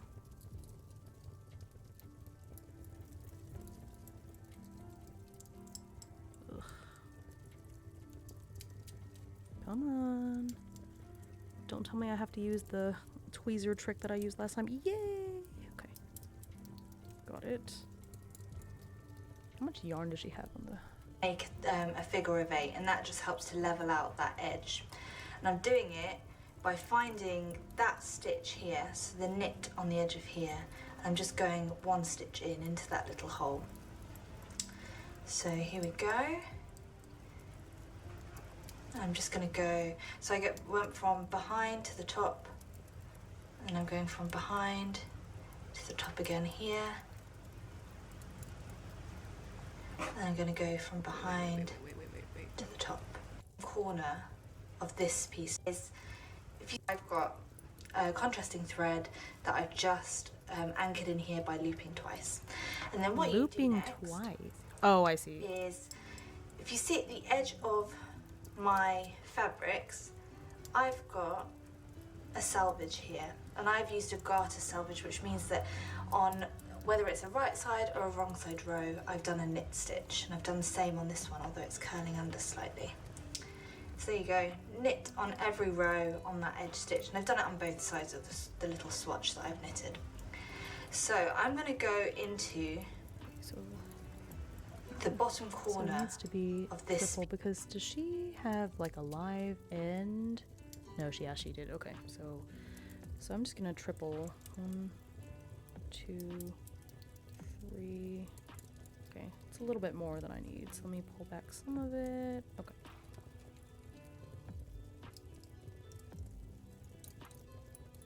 Always better to have too much than too little, I guess.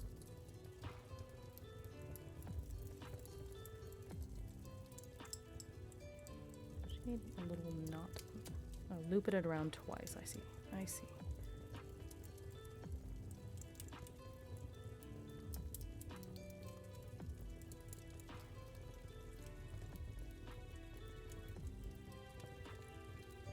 Okay.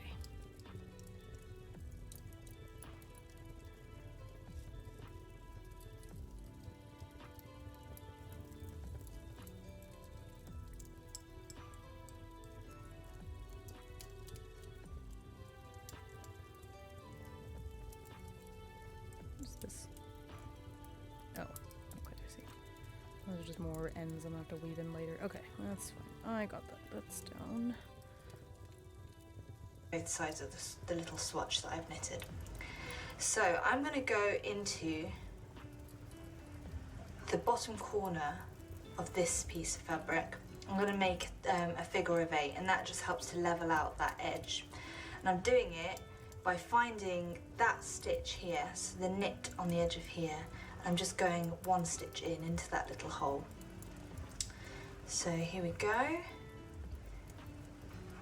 I'm just going to go, so I went from behind to the top, and I'm going from behind to the top again here. And I'm going to go from behind to the top. And that is properly anchored in, and I can give that a nice tug. Next, I'm going to go back into the hole that I came out of last time, and then I'm going to pick up 2 ladders. And this is really the basis of the mattress stitch. So going into the hole that you just came out of on this side already, and then coming out with like kind of 2 ladder stitches on your needle, and just pull that through. It's really hard to see. And you don't want to pull that too tight. You almost want to leave that a little bit loose initially, and we'll tighten that up in a moment. So we're going to go back into this, into the hole that we've just come out of on this side, and pick up 2 ladders. So you can see I've got 2 ladder stitches on my needle here, 1, 2. So I'm just pulling that through. And you'll see we've got 2 kind of loose threads there now going over. I'm going to continue to do this on both sides until I've got about 1 inch, and then we'll neaten it up. So I'm going under, picking up my 2 ladders, pulling it through. Going under, picking up my 2 ladders, pulling it through. Under, picking up my 2 ladders, pulling it through.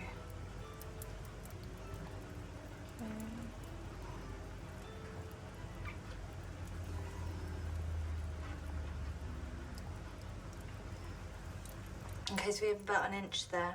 And what I'm going to do now is just give that a good tug, and I ensure that I make it as tight as possible just by pulling on this end bit here, so the bit where it's been attached. And look, even though I'm using a contrasting thread, it looks really neat. You can barely see it coming through, and obviously when you're doing it, you want to use the same yarn that you've used in the main body, so it's going to be absolutely seamless. So I'm going to continue going up here, and then you can see how it looks once it's been put together. Okay. Yeah, this is seaming quite nicely. Okay. I do need Okay, so I've just seamed I all do the need way to get up. something to drink. I don't actually have anything next to my desk, so I'll do that. Don't forget to go fishing. I did enable that, so you can go fishing and it'll show up here. Oh, actually, oh, is it on here twice? Whoops. That's funny. Let's get rid of this one. Okay, I'm gonna go downstairs really quick and grab something to drink, and then we're gonna continue with the seaming. But look, so what we're doing right now is we are taking this collar piece and we are sewing it to the body is what's happening. And so, yeah, it's hard to see, but I did it right here. So far I have a whole inch that's been sewn together. Ooh, you got a toothpick. It does kind of look like a toothpick. That's scary. Okay, anyway, so you guys have fun fishing for a second. I'm gonna go get, guess I'll get some sparkling water, and I will be, or maybe some tea. I don't know. I'll see what's downstairs. I will be right back. Oh.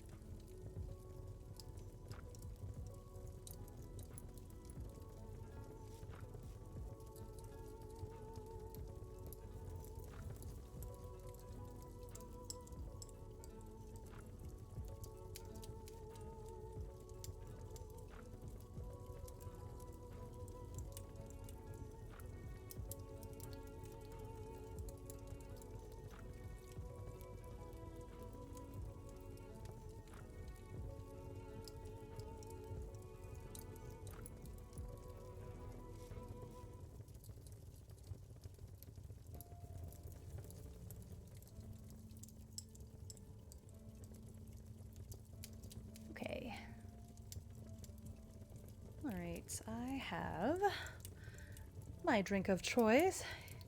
It is some zero sugar ginger ale. It's quite good, actually. And now I've shaken it to show it to you, so I'll put that away for a second, because can't drink it after I shook it up a little. Alright, here we are. We're back.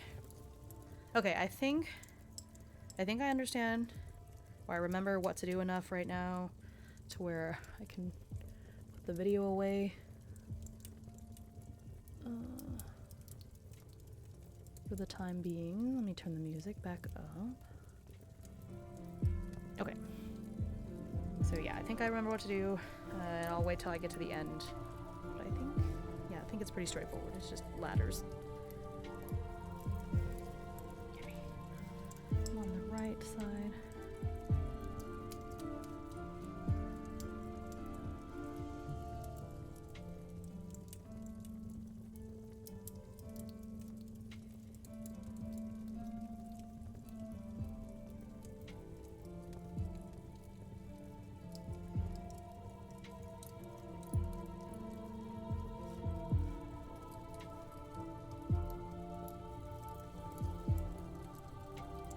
Maybe that's too far.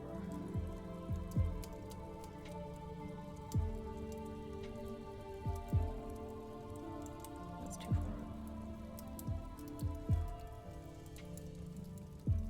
Yeah, okay. Move this over. Hard part is this part is not really that flat. I need it to be flat.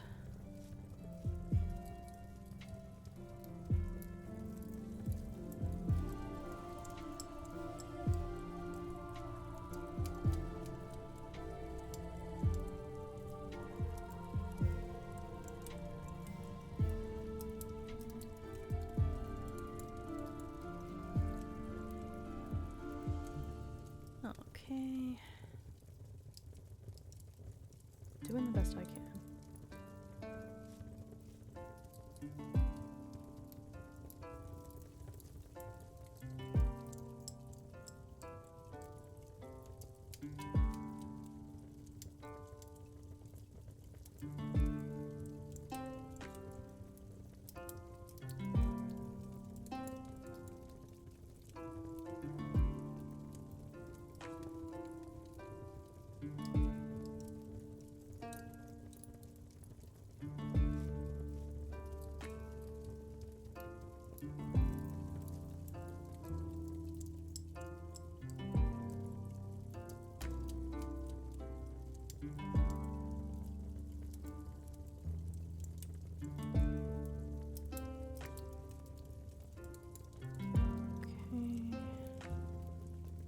Yeah, see, because this neckline is like a little bit curved, so it's actually really hard to do this mattress stitch because it's not flat.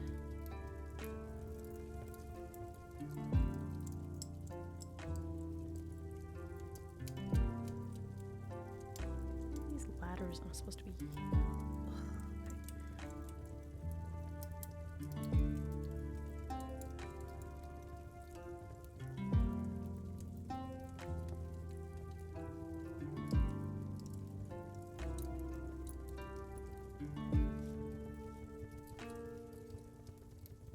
Just doing the best I can.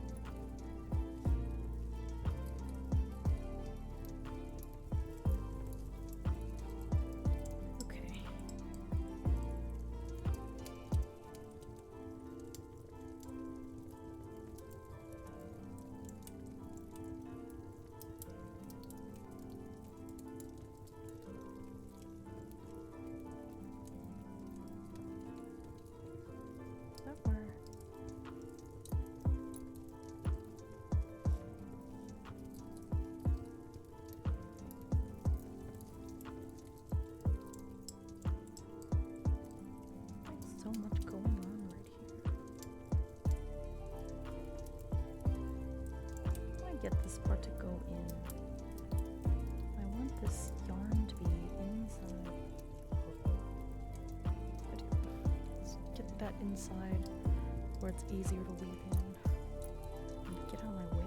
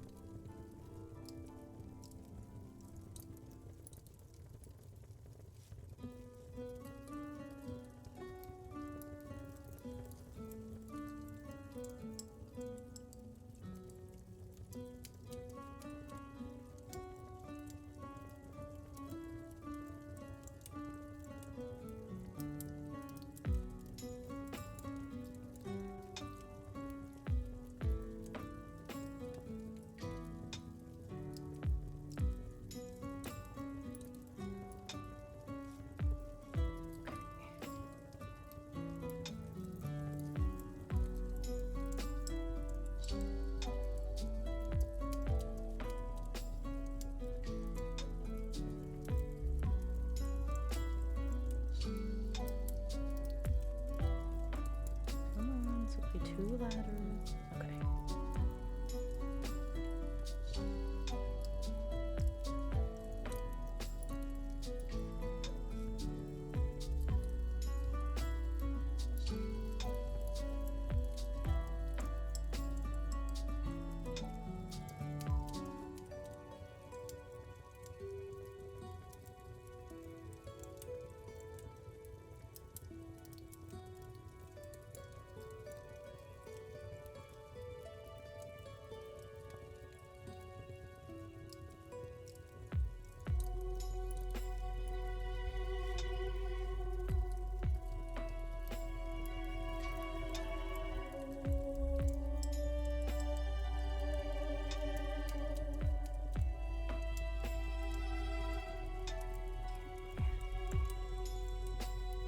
This part is not, I have to look down a lot because I have to keep it flat in order to find like the right spots, so hope you're at least enjoying the music. I have to concentrate because this is really easy to like screw up. Honestly feel like I already have. Don't know if it's supposed to look like that. It's fine.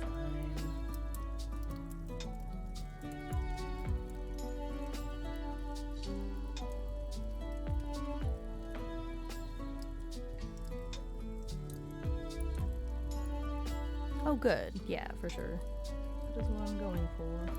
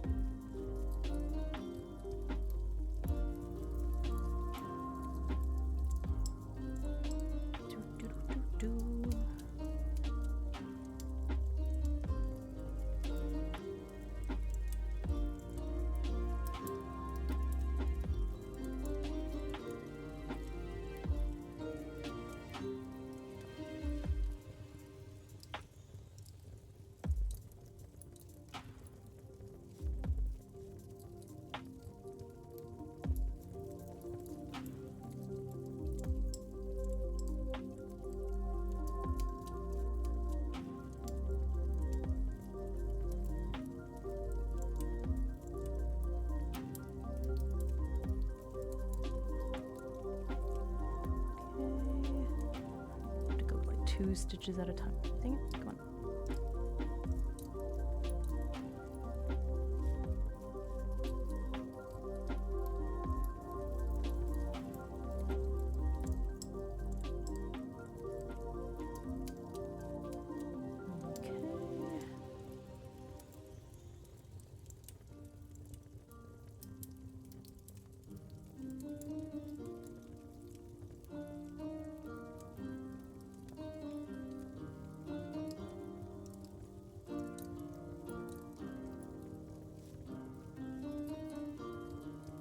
So close to this sweater being done. Just want it to be done.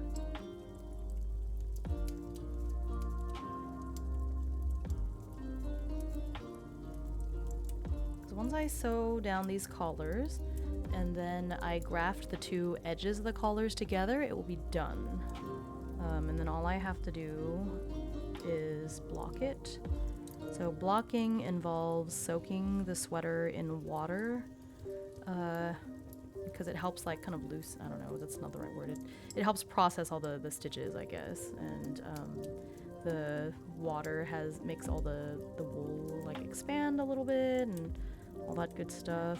And then so you soak it for not that long, I guess about 20 minutes, and then while it's still wet, while you wait for it to dry, you have to pin it into the dimensions that you want.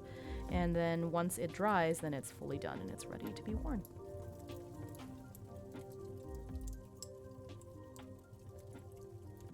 So I'm almost there.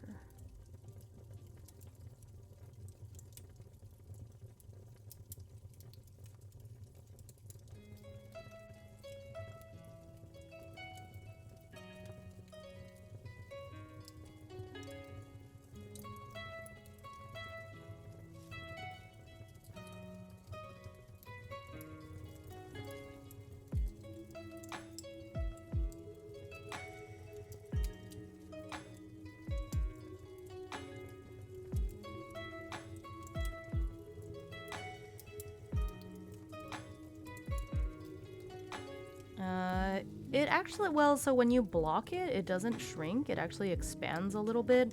But after that, with wool, you have to wash it in cold water, because if you do a hot water, it will shrink. Same thing with putting it in the dryer. The heat will make it shrink a lot. So moving forward, after I've blocked it, if I, for some reason, have to wash it, I have to wash it in cold water, or it will shrink. But when you block it for the first time, the stitches actually expand. It gets a little bit longer.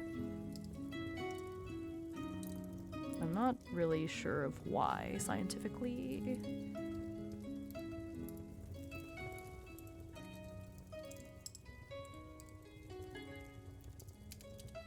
Oh. Oh, shoot. I need it to be longer, I guess, because I thought this would get to halfway, and it totally did not get to halfway. Only to here, and,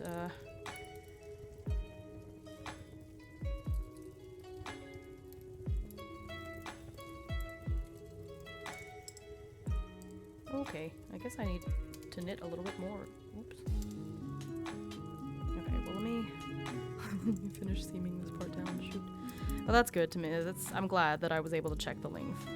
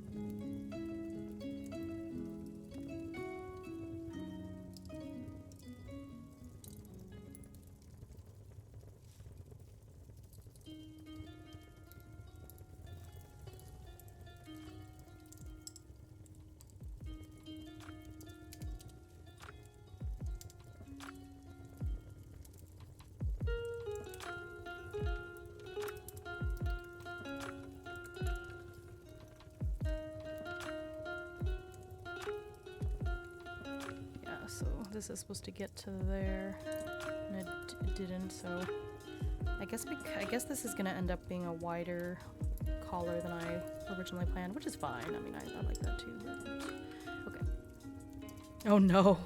Yeah, be careful.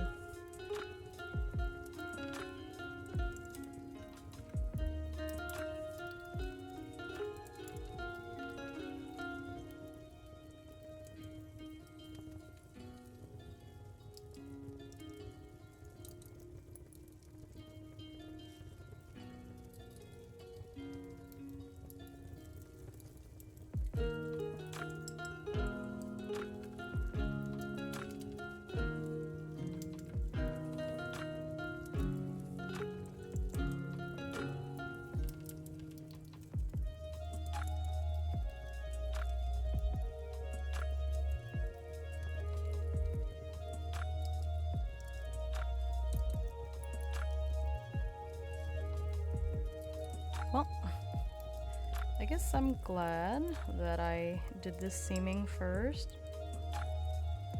There's definitely like... It's not quite as seamless as... because you can totally see this here, but that's the collar. My hair is going to be covering it when I'm wearing this most of the time. It's fine. Yeah, I got a little lazy, you can see in some of these spots. Oops. What can you do? Okay, so I gotta keep knitting. Let's get rid of this. Yeah, because this is the left collar. I don't really want to fix the right collar at this point, so I'll just keep going with the left, and it's fine as long as they graft somewhere in the middle. Like, the right... yeah, it's fine.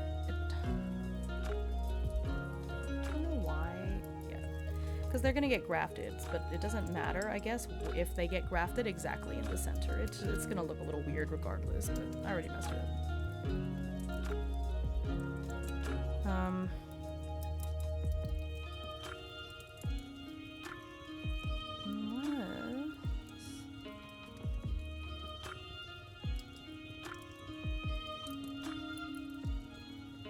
No, because if I do that, it's gonna be way...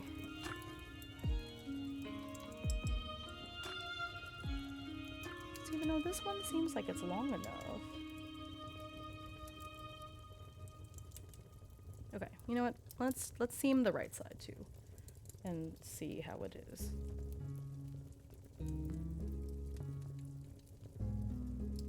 If I have to make it longer on that side.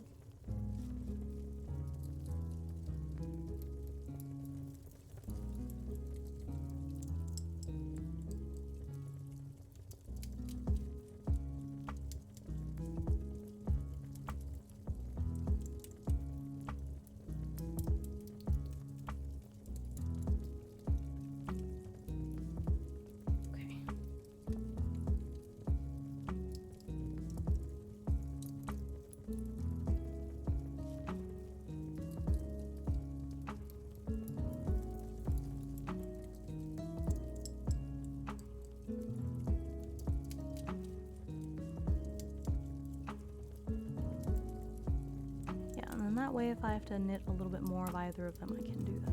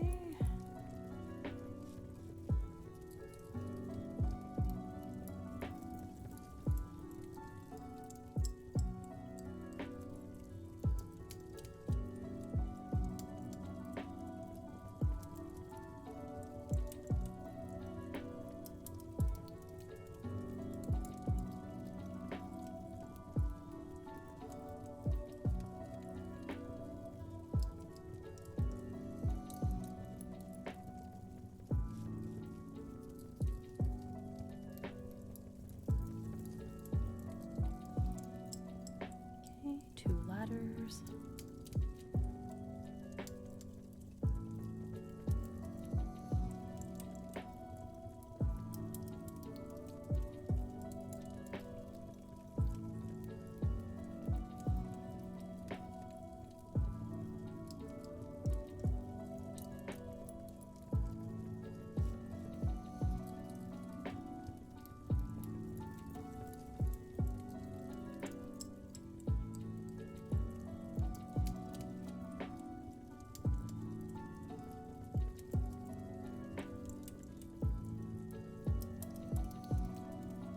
Where's the edge of the...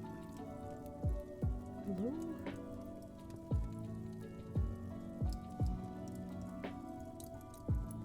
Oh, there it is. Okay, I see. Hard part about seaming when everything is the same colors, it's like really hard to see where my little seam yarn is.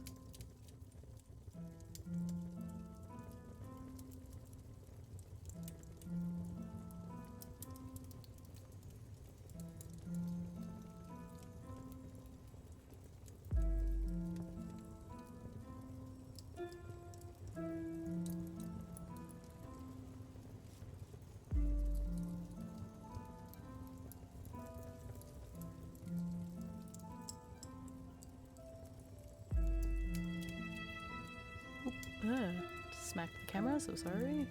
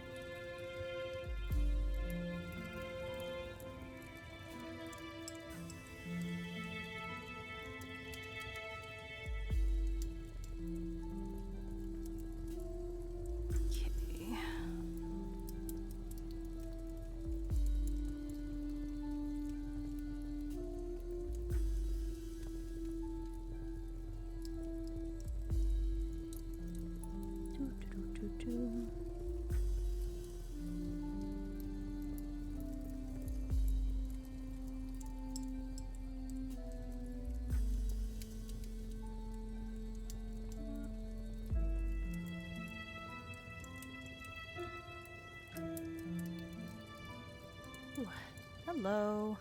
It's going. I'm seaming the collar down to the to the back end of the neck, I guess. So I'm sewing this part down, but I think the collar pieces might not be long enough, so I'm seaming them for now, but then I think I may have to pick up the knitting and make the collars longer, because for the left side it didn't reach the center like it was supposed to, so we'll see. But good afternoon. How are you doing? Saturday for you, right? How are you enjoying your Saturday?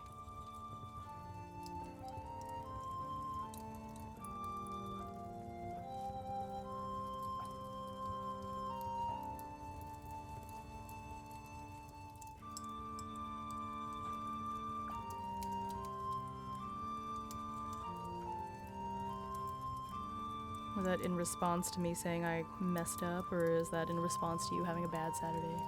Ooh. That sounds super fun, though. Nice musical day. Busy, but in a fun way.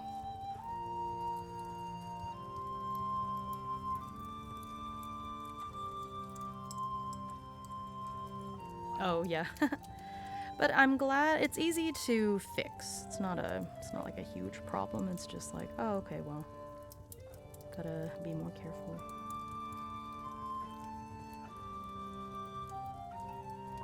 Or not be more careful. I'll just have to pick it up and go again. Not the end of the world. Just would have been nice if I didn't mess up, of course, but so it goes with handmade things.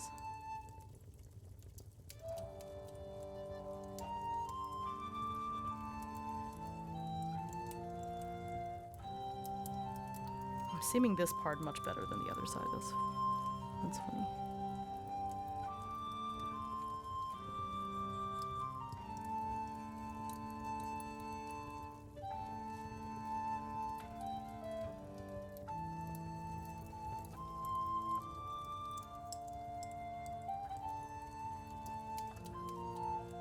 But I feel like a superstar after finishing or almost finishing this sweater because it's so difficult. Like, I think this is definitely the most difficult pattern I've ever knit, and so I've learned a lot from it, and it just makes me feel a lot more confident about whatever I decide to work on in the future, because no matter what it is, it's not going to be as hard as this one.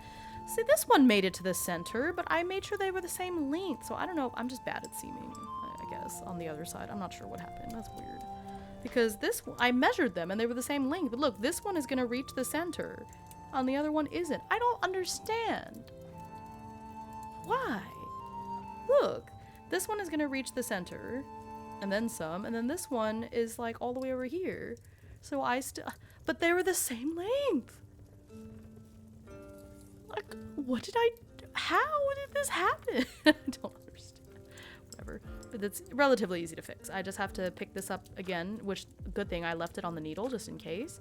And so then I just have to, basically I have to knit this little collar for like another couple of inches to here so that they can meet in the middle like they're supposed to. But I measured them and they were the same length. So why aren't they hitting the same spot on the back?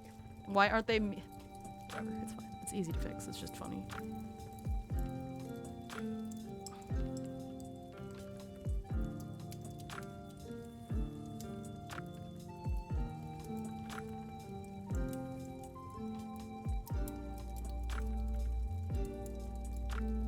I don't know, it's fine. I understand. I don't have an answer.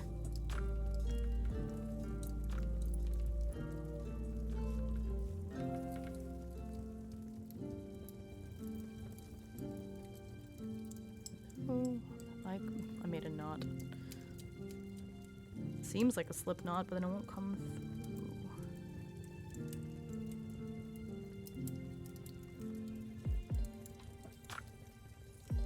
There, I think I fixed it. Okay. Phew.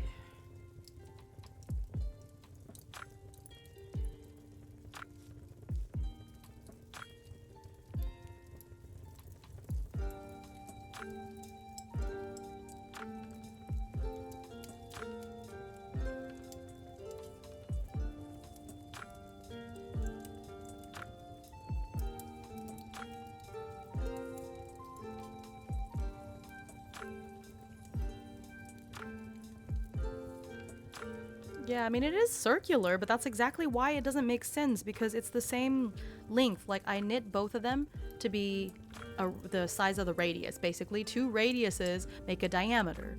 And so I knit both of these collars so they have the same radius, and yet it doesn't meet in the middle like it's supposed to. And I don't understand why, because they're the same length. I measured it. I don't understand. Whatever. Again, it's fine, like, I can fix it, it's just, I just don't understand why it happened.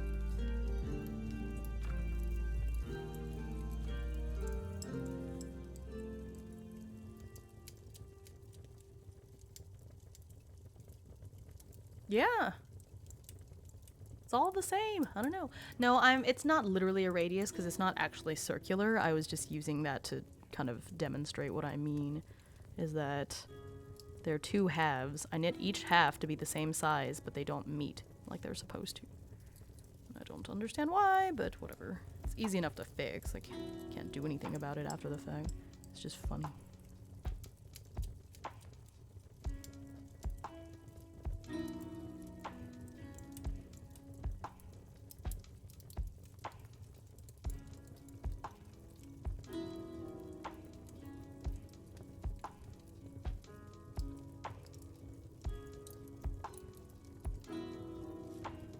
Also, my husband is talking on the phone downstairs. I think it's far away enough that you can't hear him, but let me know if you can hear him.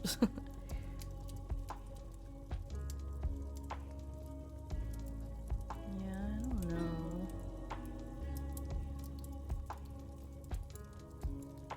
Okay, let's... One side is pulled tighter. Yeah, I think you're right. I mean, it could be, but I feel like I'm matching it up pretty well, like stitch to stitch. Because, I don't know. I literally just did the other side, so I'm using the same method. I just don't know why. Doesn't make any sense. It's a scientific anomaly.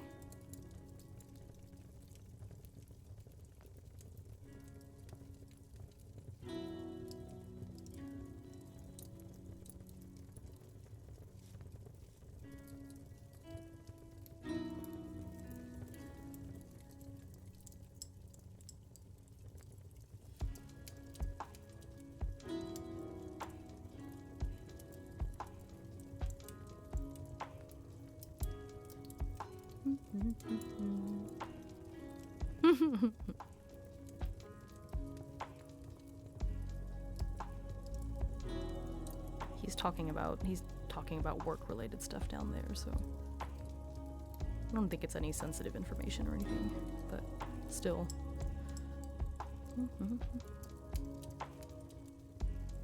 This little extra piece.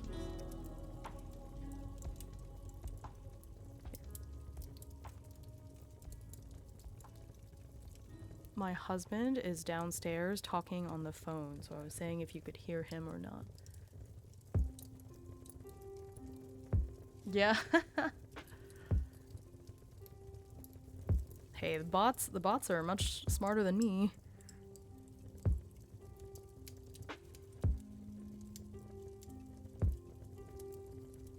I feel like we haven't had any major issues. Oh no, I was explaining because Yggdra was like, who's talking? What? They missed what my initial explanation.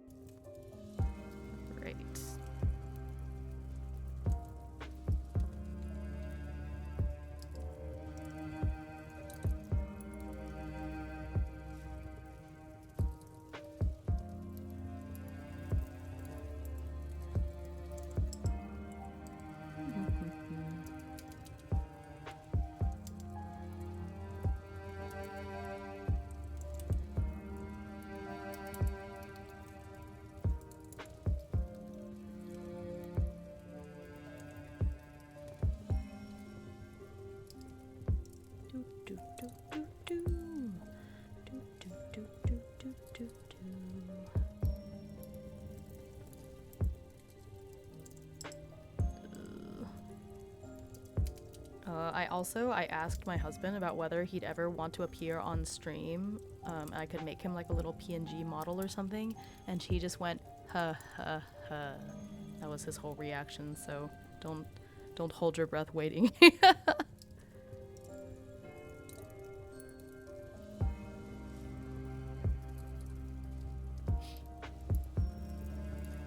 He is, yeah. He had a very brief moment where he was into like one of the HoloLive streamers in particular, and so at least that makes it so I didn't have to explain VTubing to him, so that was nice, but like no, I don't think he has any interest. He already just very begrudgingly will be in photos for like Instagram and whatnot. So I don't think he's gonna have his debut, unfortunately. Or fortunately. Oh, did my model get stuck? What happened? Why is it stuck?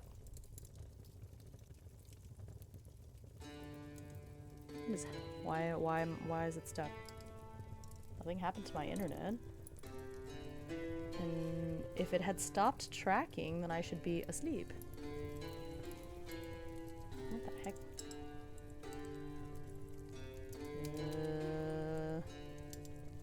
I think it just disconnected from my phone.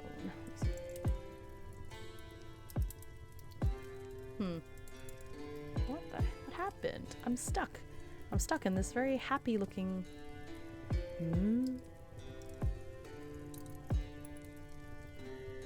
What the...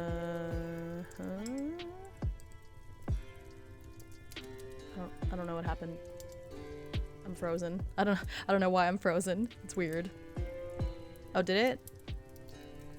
It's moving, but it's not tracking my movement, and I don't really know why.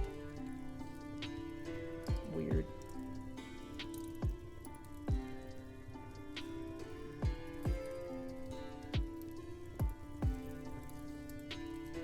Yeah, I guess so.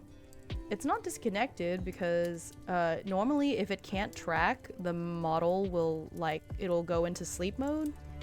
But if I reboot it, then I have to reboot OBS, which is... hang on. Oh.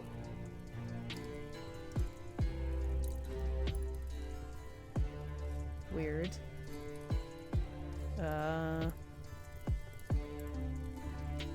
Okay, let me just change models. I'll change to a model and then I'll change to another, change back and see if that does something, because my phone still says it's in streaming mode.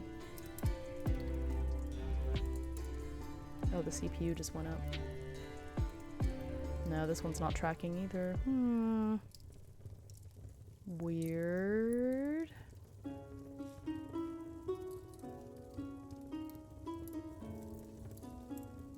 What the? Yeah, I think VTube Studio is just kind of, it's lagging. But I don't really know what to do about it, because if I reboot it, it's, I have to open, I think I have to completely, I'd have to reboot OBS too. Maybe I shouldn't have done anything. Now it's not responding at all. What the? What?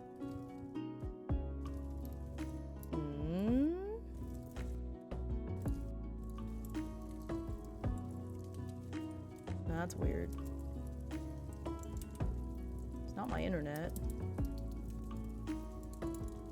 Nope, VTS just completely crashed. Okay, let me just... Well, you know what? Let me try reopening it.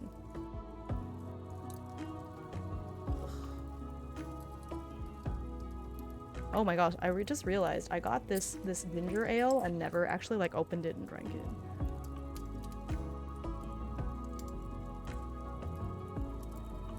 Okay. Come on. Nope. Oh.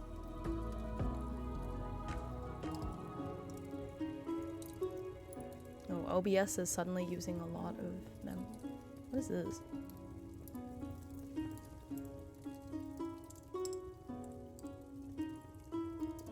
The heck?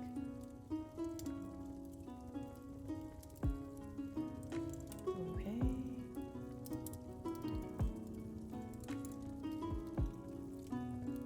I want to see. I was trying to look at my CPU and see what the heck is happening. I'm using 84% of my CPU for some reason. Where is it all coming from? Like all of a sudden.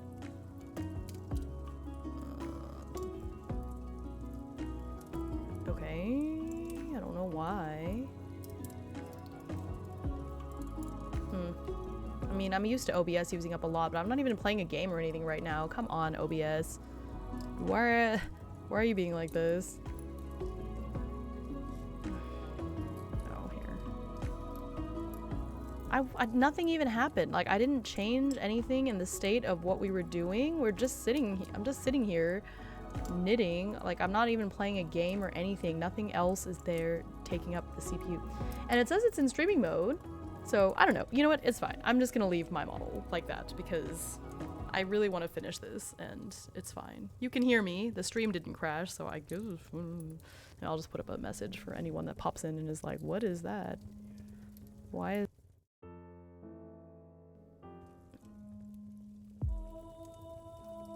I hit be right back instead of... I was trying to activate the little text.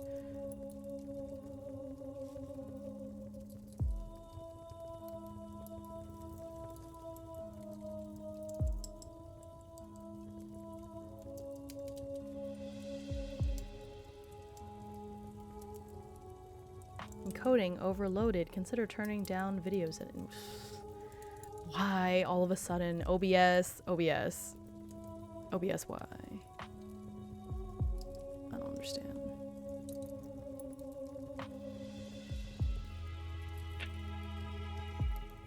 Here, I'm just gonna close Chrome and see if that helps recover some CPU. I don't know what the heck's going on.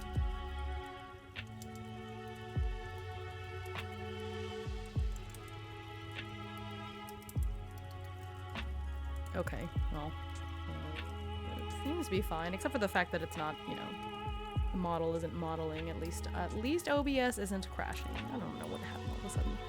Okay, where am I at?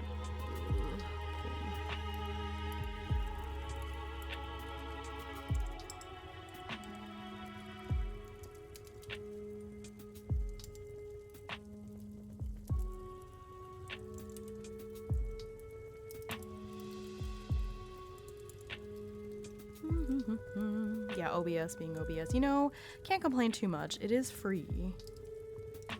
It has given me a lot of great things, and it does not cost any money, so don't know that I can really complain about it too much. And I guess you could love something and still be critical of it.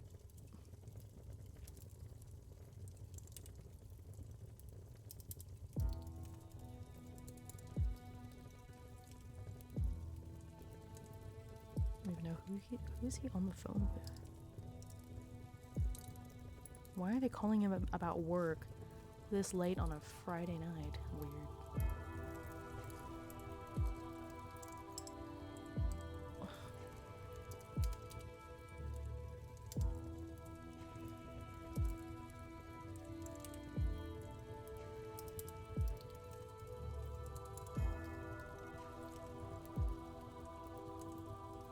I mean, he sounds fine. He doesn't sound mad or anything. Like, it sounds like it's a conversation he wants to have. It's just kind of funny.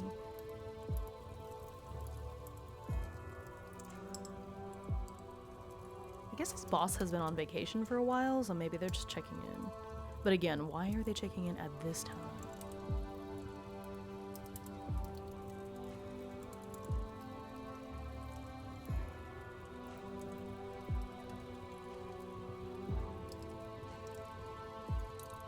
Yeah, it's not nice. It's funny because students have been emailing me and I'm like, yo, it's a snow day. It's a snow day for me. It's a snow day for you. Leave me alone.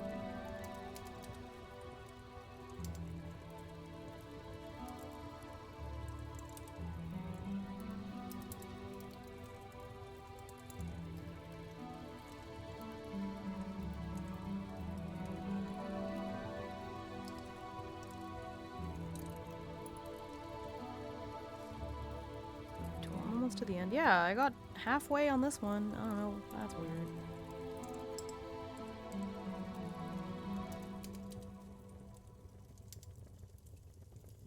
To some degree, I think it is that I seemed this half better than the first half, but still not like... shouldn't be to this extent. I don't think.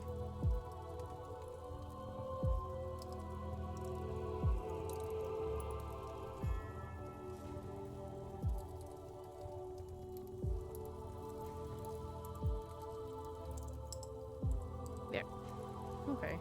Yeah, see, so actually this one was a little bit longer. It went beyond the halfway point by a teensy bit, but it's, you know, seems like I seamed them. Haha, it seems like I seamed them at the same, like, level of, you know, tightness and everything, so I don't know why this one. Look, it's a lot, too. It's not like a small distance. That's like 3 inches. I don't understand. Is this side of the body just longer for some reason? That doesn't make any sense either.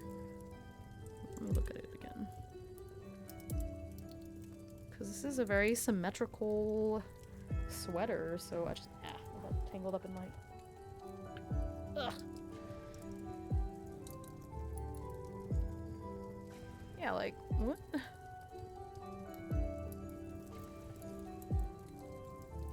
I did a pretty good job. It's symmetrical. It's about loosely the same on both sides.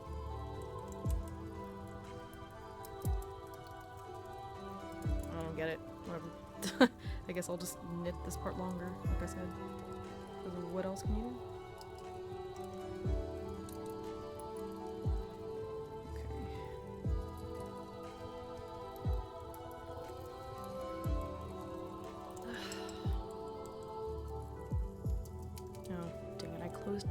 browser. Didn't seem to help that much, but when I closed it, but let me open it again so I can get that app.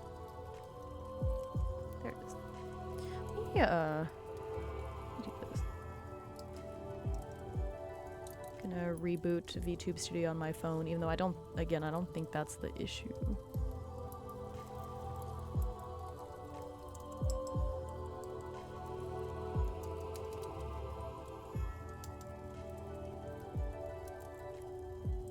Nope, that's not the issue. It is connecting. I don't know what the...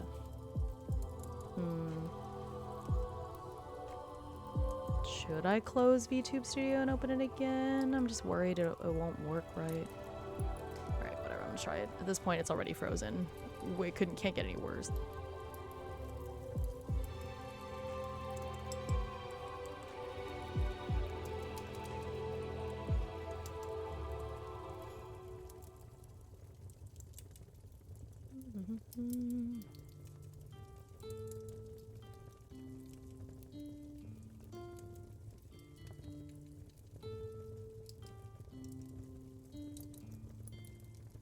Okay.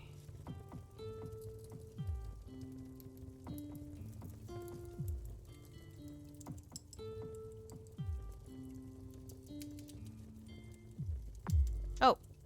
Hey, it did work to reboot it. Hey, it worked. What the heck? Like, usually when because I've done it multiple times. Usually when I close VTS and open it again, it doesn't work in OBS. I have to like completely close OBS too, but here we go. Yeah, whenever my model first loads, it loads without the glasses. I always have to toggle them on. It's very annoying.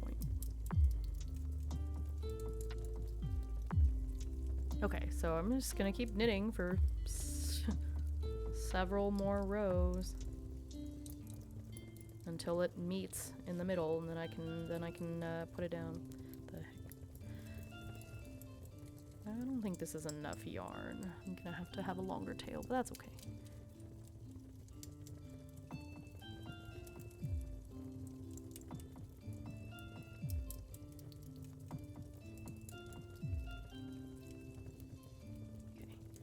So close to being done, you guys. I just made a little misstep first. Sometimes these things happen. I just don't understand why. Dang it, my headphone got stuck in there. Ah, yes. Okay. Did you say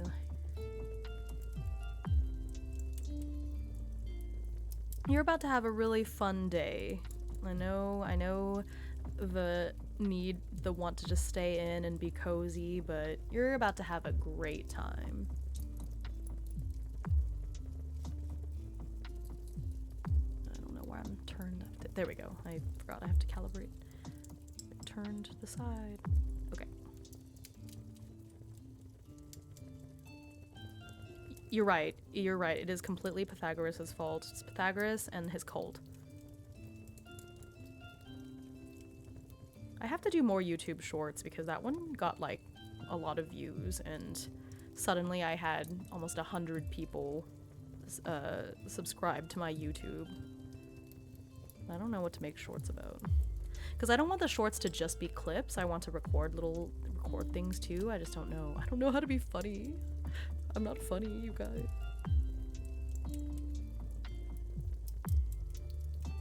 I'm not funny on purpose anyway.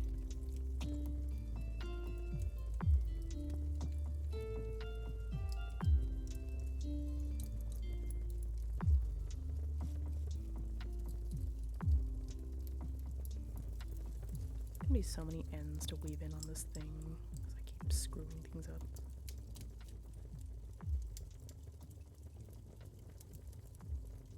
Wait.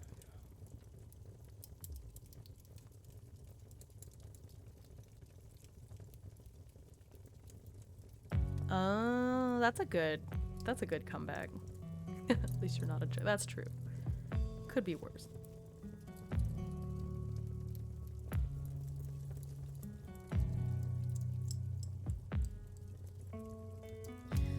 think I'm getting the point where I have to, I need to probably upgrade my PC because I thought that this PC was relatively new, but then when I looked back on it, it was like, no, I built it in, like, 2020 or 2019 or something like that. Like, it's actually a lot older than I thought. And so I'm reaching the point where, I think what I want to do now with streaming and VTubing is just not, like, not gonna work with this dinky little thing. Nice thing is I don't think I have to have like a super nice graphics card because I don't really play games that are super intense. That being said, like, I say that, but I do want to stream Elden Ring sometime, and I'm not gonna be able to do that unless I have a pretty beefy system, but building a PC is expensive, and while I think I was pretty relatively frugal with getting all the stuff for my new model and the rigging and all that stuff, so I definitely did not pay as much as I could have. It was expensive, so I can't be dropping like $2,000 on a new PC. That's how much it cost the last time I did it. The wrong side,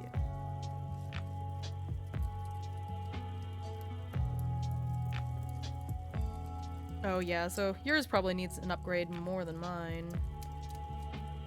I mean, I used to think my PC was just fine, but I think the problem is that it's fine for playing games and stuff, but for streaming? Yeah, I think I built it in 2018 or 2019 or somewhere around there. I say I built it. I mean, I did technically build it, but my brother helped a lot because I did not know anything.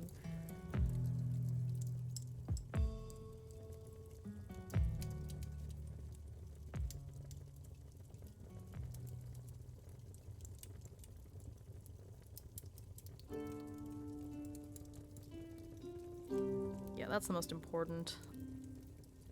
Shoot, no, I messed up.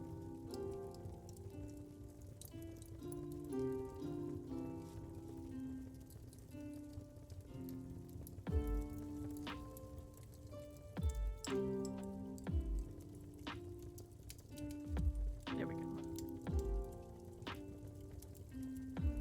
Yeah, you know, I think my graphics card is fine, but I didn't put that much memory on it. This is a problem.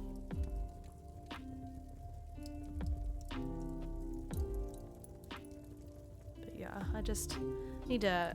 It's also quite petite. Like, I made it so that the case and everything is like kind of small, so I can't just upgrade it at this point. I'd have to get a new case and everything because it's really small. Like, I think I've maxed out all of the slots that I can max out.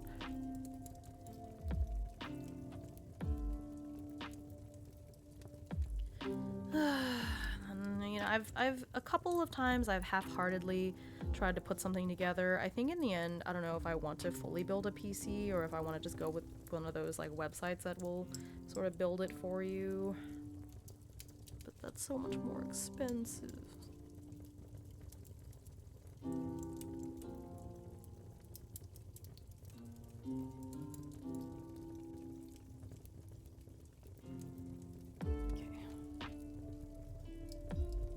Oh, that's a lot. I do not have that much hard space.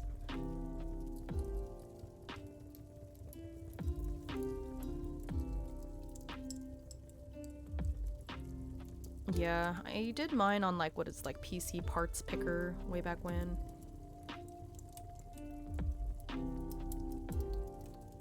It worked well enough. Like, my computer has held up really well for all that time, and if I was not streaming, I would have no need to upgrade it. But yeah. That's what I did was for PC parts picker, which is how I know that I can't just straight up upgrade it because I will need a new case. Well, that's a future me problem. It's not something I can really do right now.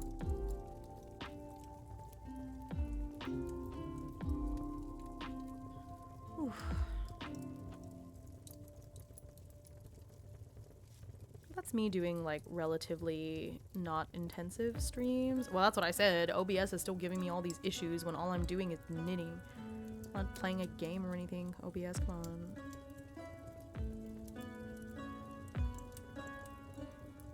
Oh. That's smart. Which is probably the way to go, huh?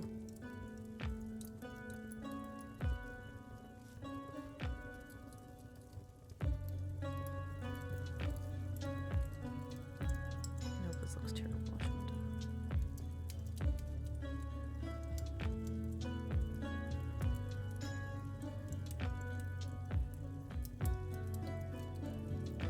shouldn't have done. Okay, now it looks okay. I'll just weave these ends in on the inside. I realize it wouldn't look that bad. Oh, yeah, because this is the part that actually faces out. This isn't the part that gets sewn down. I should have joined it on the other side. Shoot. Okay, it's fine. It's not fine, but it's fine.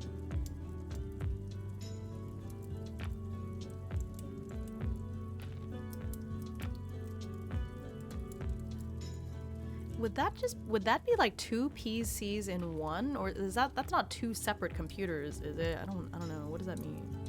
Cuz that sounds cool. Cuz that's true that like I think the encode if I didn't have to worry about the encoding part too and like the streaming part, you know, it's just a lot. It's a huge load on the computer. Oh, okay, I see.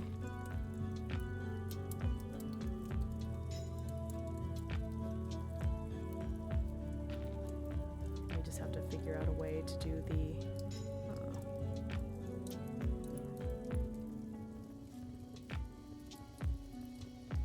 Then if it's two separate computers, how would you have one computer handling the encoding? Because if I'm playing a game or whatever,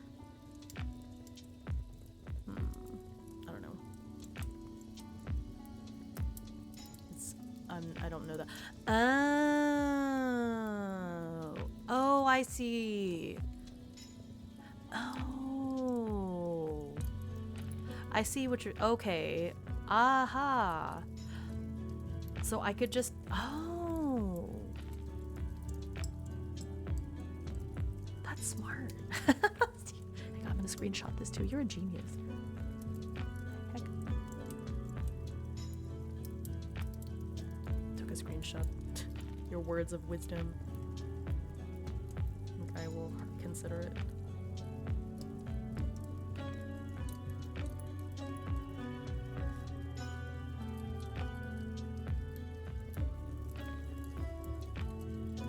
Yeah, I tried streaming like Switch, because I got a capture card and tried to stream Switch games, but the problem is that my PC is too low powered, and so after like capturing for half an hour, it would just die. So I tried it a couple times and it just didn't work out very well. And so at first I thought it was the capture card, but then when I bought like a nice capture card, the same thing happened. And then I did some Googling and realized like, oh, it's not the capture card, it's my computer. So can't do all that. Yeah.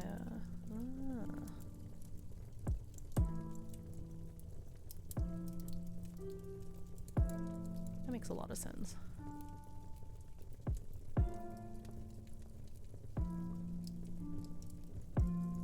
Yeah, because I have two monitors right now, but it's obviously it's from the same computer, so.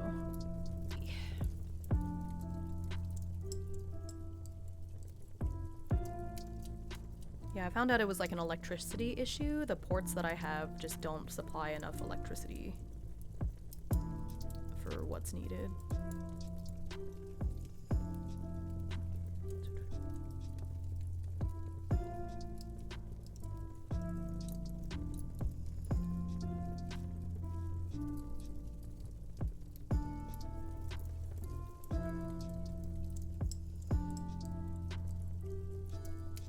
But now I know.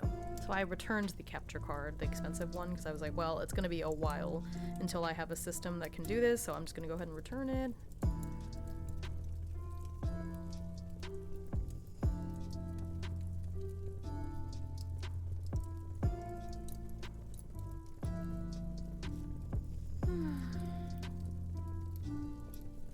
But yeah, I'm not really in a hurry because I think with what I want to do right now, my current system is like mostly fine.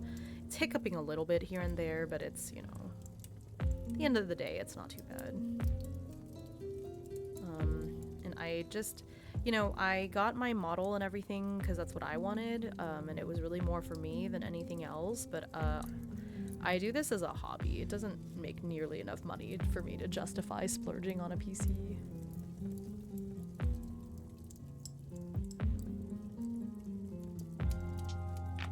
Right. I see. Yeah,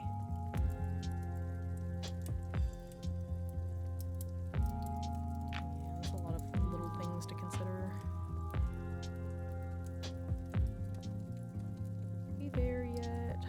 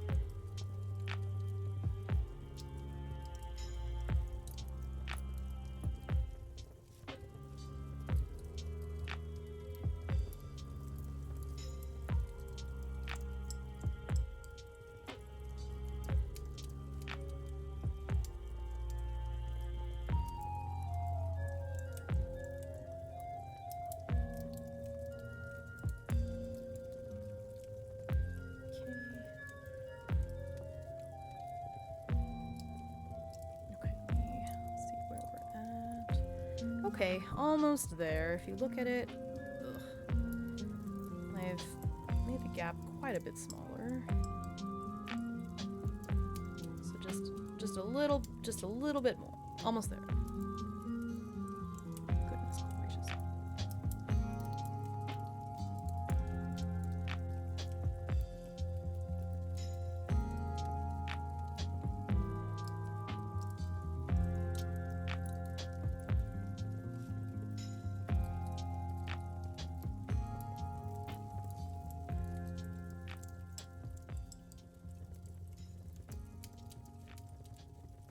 Almost there, almost there.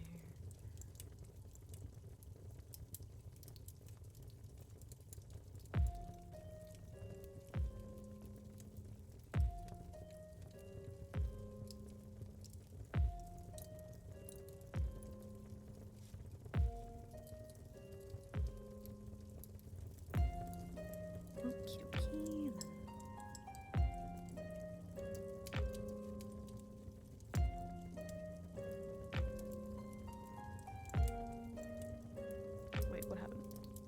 Uh-oh. Oh, crap. Oh, no, I messed up. Ah, I messed up. Ah. Shoot. Oh, I messed up. Oh, no. Oh, no. Oh, no. Oh, no. Go back. Go back.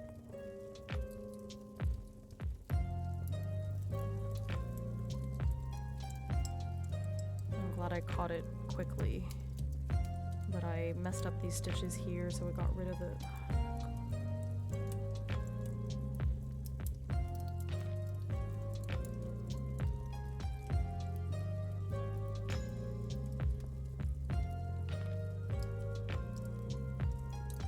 too impatient. Like, I just want this to be done, and so I'm going a little too fast.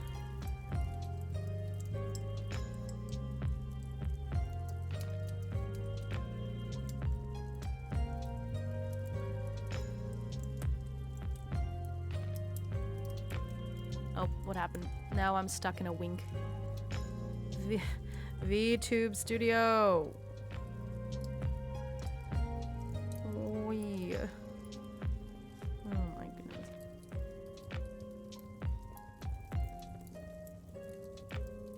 Now I'm stuck in such a weird pose.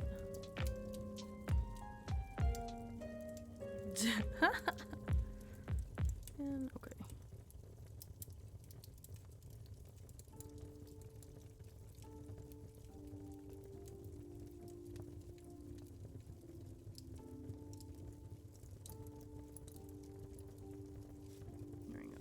In the middle of like an important stitch, so I don't want to fix it yet. Fix it in a moment.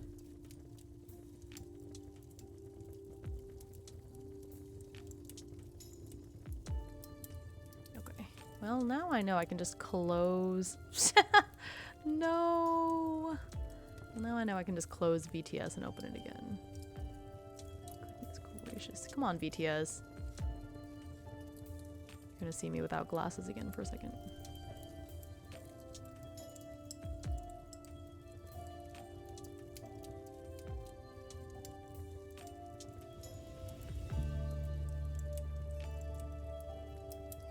There.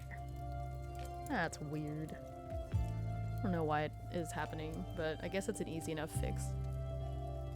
Okay.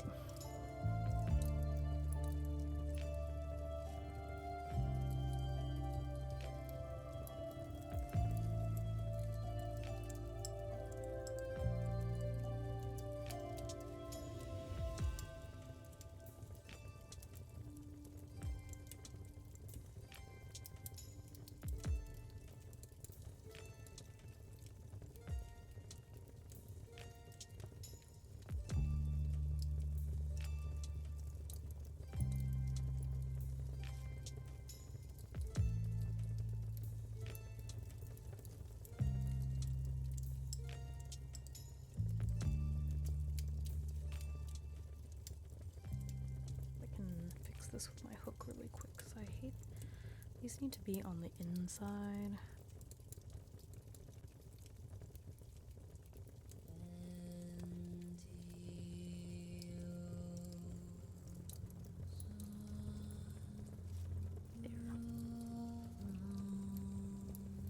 There we go.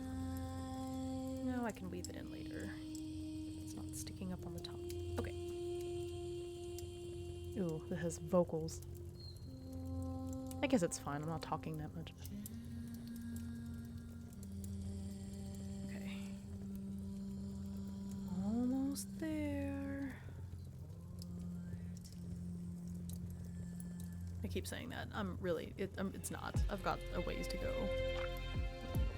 I measured them, they were the same length. Why?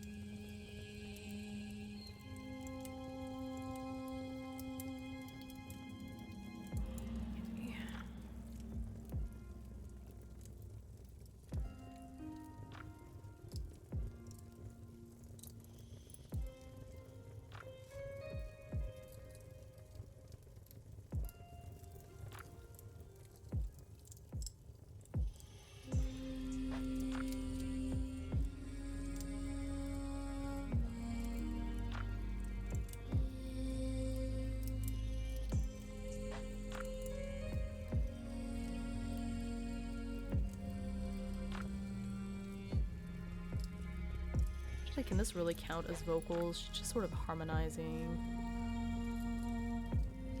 Can't tell if they're actually saying any words. Are they?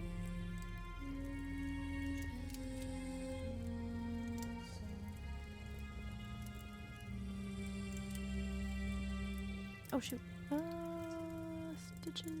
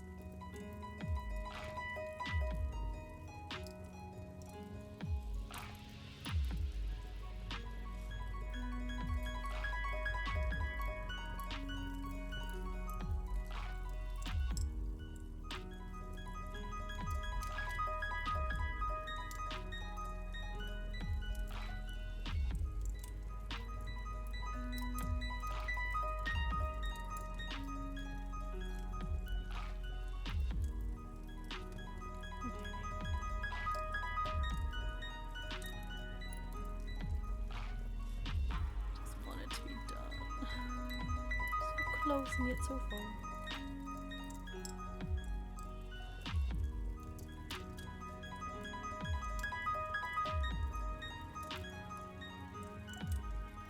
Let's have some ginger ale.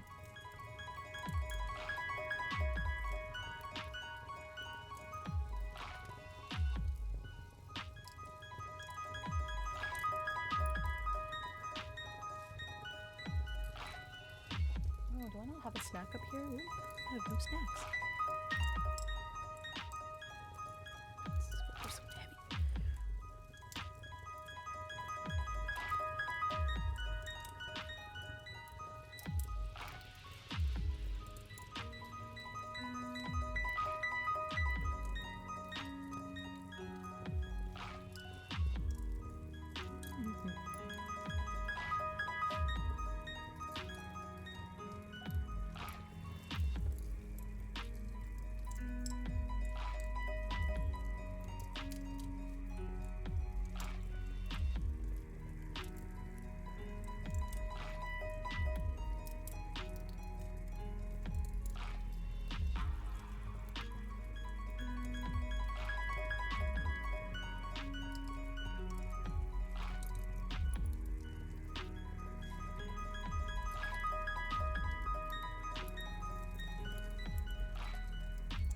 Okay.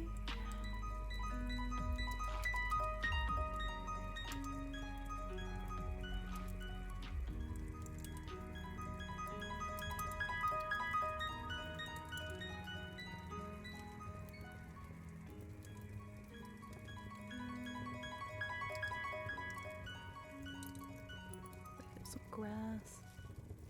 Yep.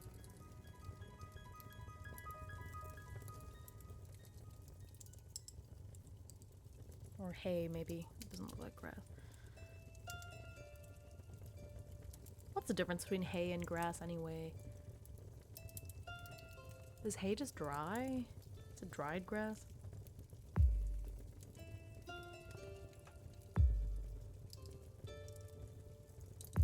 Oh, is it? I don't know. Oh, okay. Really?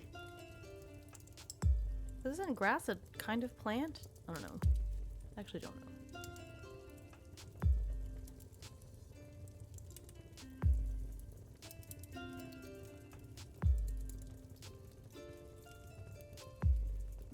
Oh, you know what I can do? Let me put this back on the needle and let's seam a little bit more of it down.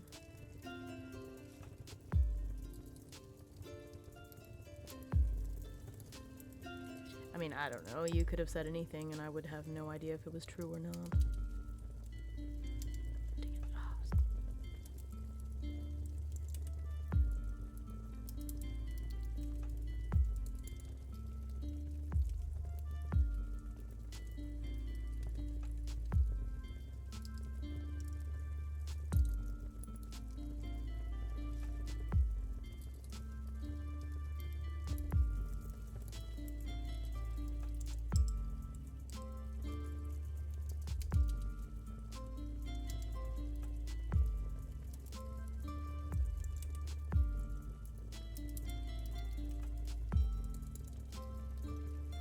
Gosh, okay.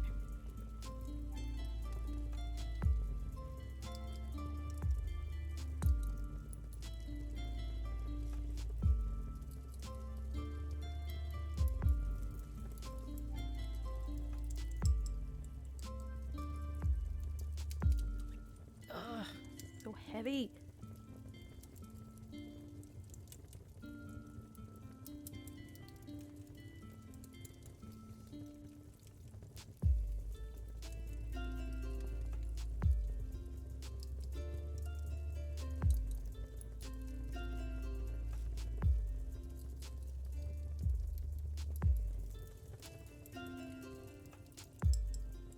Yeah, of course. Thanks for always supporting me and hanging out.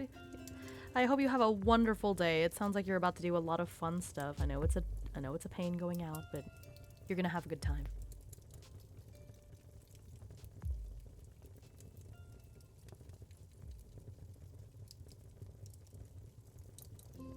I have said it, so it must be so.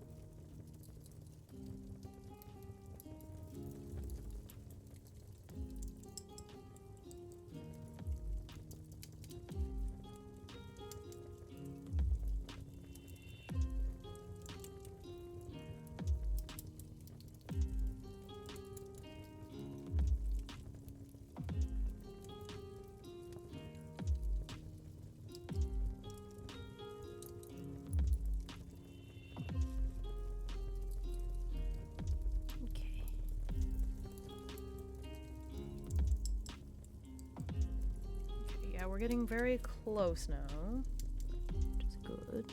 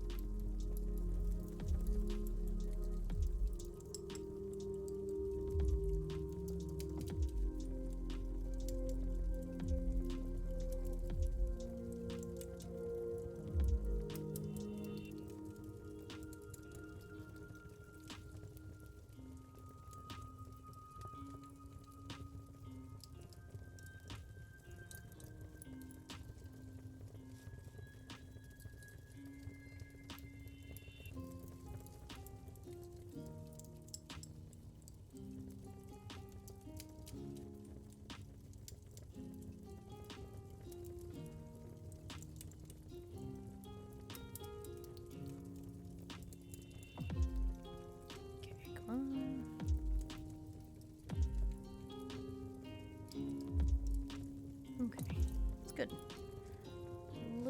Just a little bit more.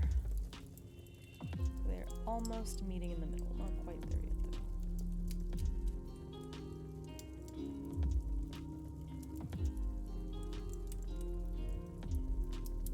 Well, maybe I'll finish another. Let's see, 1, 2, 3, 4, 5. Let's do a couple more rows, and then I think we should be okay.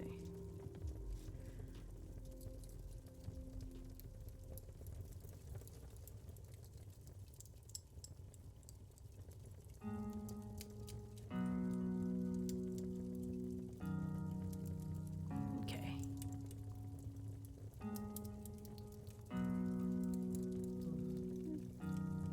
Two.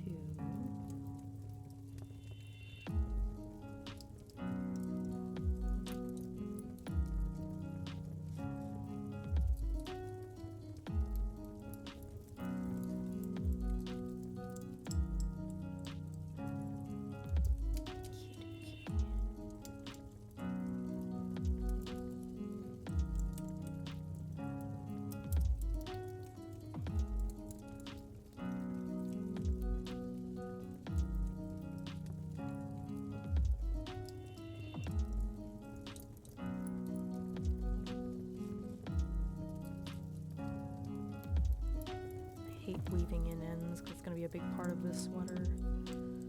Ugh. There's so many ends to weave in. We'll do that after this. Oh, I guess actually there's more to it. It's not like I'm very close to being done, but it's that last 5% is always always takes the longest. It's true for anything. The last 5% is always the part of the project that takes the longest.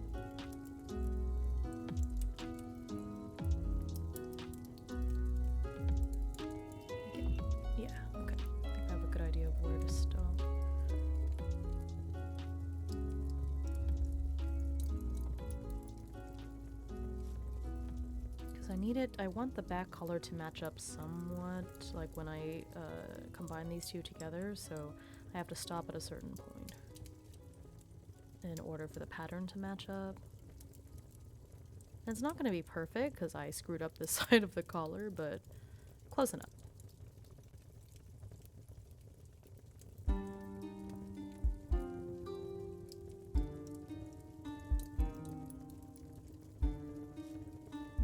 This kind of construction makes me really appreciate all of the pattern designers because, hey!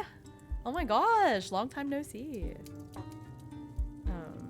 Makes me really appreciate the pattern designers because I could never think of this stuff. I don't think I'll ever create my own knitting pattern. It's like too much. I already get lost and I'm using somebody else's. Ooh. Oh yeah, this is your first time seeing my new model, right? Hee hee. Oh, it's fun. Oh man, my nails are all chipped up. Like, this is not a good representation, but yeah, the thermal polish is so much fun. I think, wait. Yeah. I have one other one. It's like that pink and blue one that I want to try. But I don't know if I want to do 2 thermals back to back. It might be nice to do something super shimmery for some contrast, but oh my gosh, my nails are so nasty and banged up. It's been like 3 weeks. I painted them on stream. It was almost 3 weeks ago. Yee. I need my hands to look nice because I've been doing so many hand cams. Aww. Yeah. Understandable. Gotta save money for other things. Thank you. I hate how banged up the polish looks.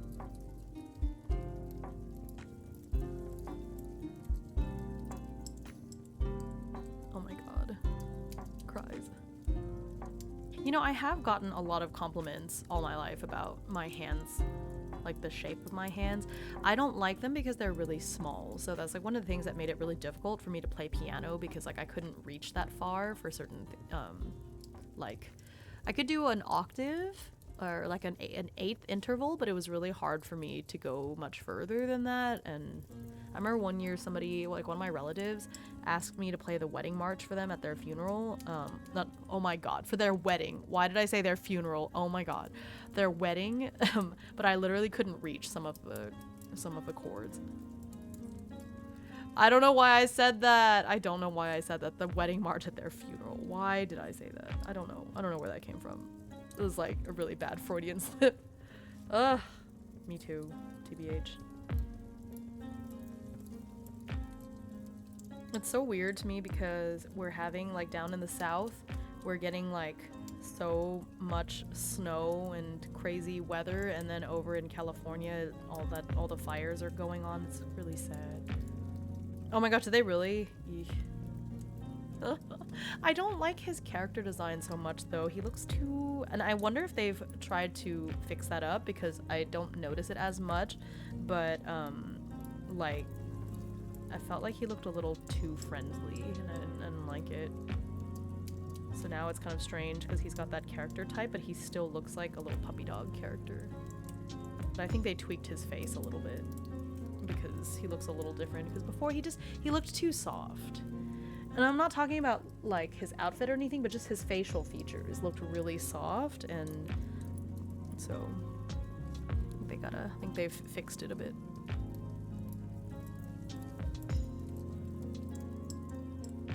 Yeah, I think so too, because he definitely looks different. Wait.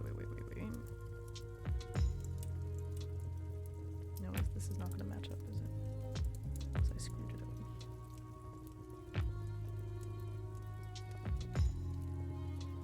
Nope. Okay, I have to do these last 3, and then I'll figure it out. Yeah, these last 3. Okay.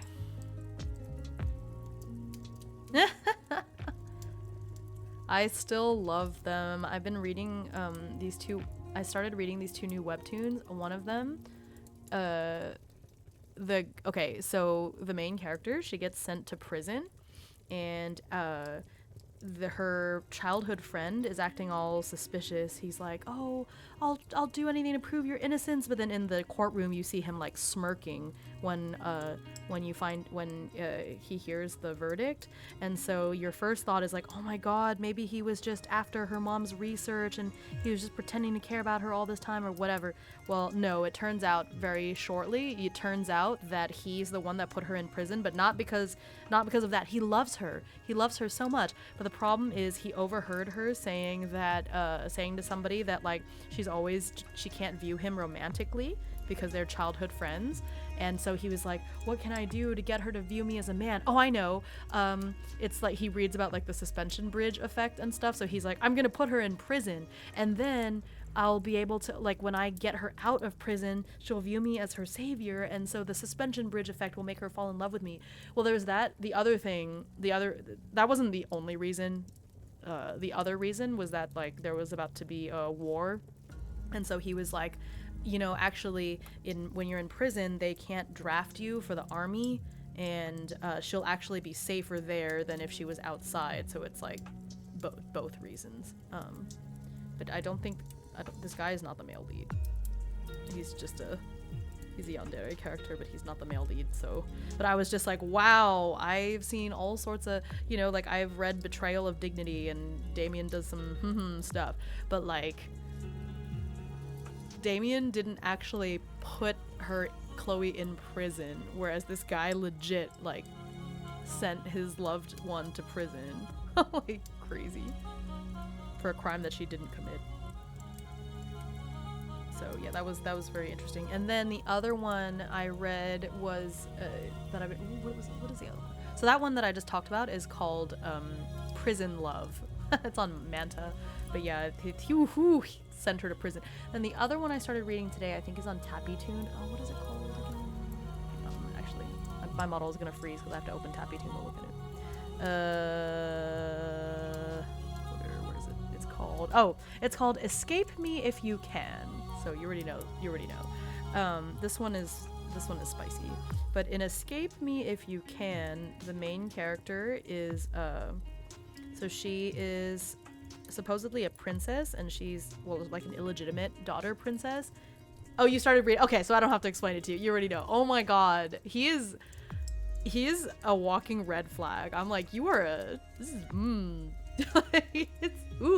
a bad dude. It's like totally unhinged. Like I don't think there's any way he can be redeemed. Like there's no way. If they try to redeem him, I'll be mad. Like, ooh no. But that's what makes for good reading. Yeah, I think that they should just not try to redeem him, because my theory is that the whole reason why I have a theory that he may have contributed to her mother's death and everyone finding out that she was an illegitimate that she wasn't actually the emperor's daughter, because I think he fell in love with her right away and was like, she can't be my sister, and then found out, no, she's not my sister. Like, as a child. That's my theory. I don't know if it's true or not, but I think that would just be chef's kiss.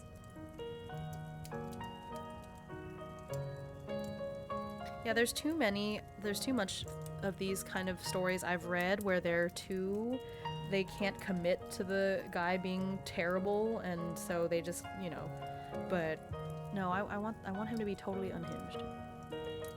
It's more interesting to read. So yeah, I don't know if you're on Manta, but like, you should. Prison Love is very entertaining.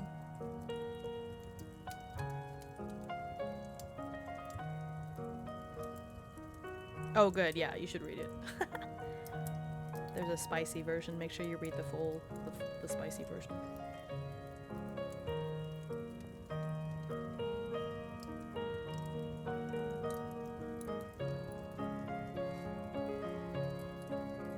By the way, all this stuff that I said, it's like hardly a spoiler. You find it out almost immediately, so I don't think it will affect your enjoyment. And there's many other things that I haven't said yet about it, but I read like the first chapter or two and then was like, it's all right.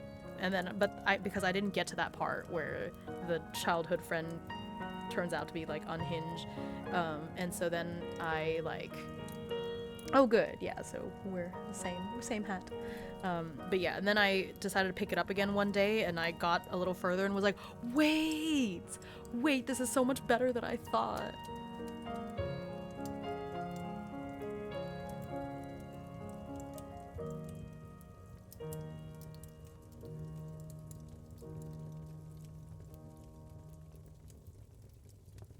Yeah, okay, so this is a knit through the back loop.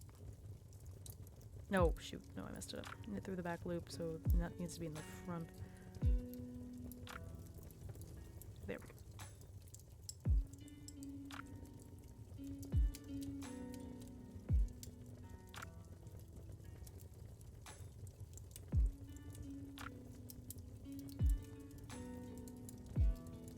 Yeah.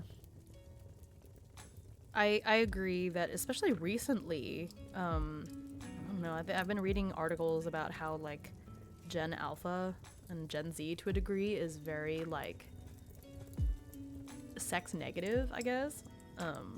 And so it's a real shame. Yeah, they're very conservative. It's really weird. I had this whole conversation recently with two of my students about like whether being gay is a choice or not, and I was like, how is it 2024 and I have to have this conversation with y'all? I thought y'all were supposed to be more knowledgeable about these. I don't know, it was weird. Made me a little uncomfortable.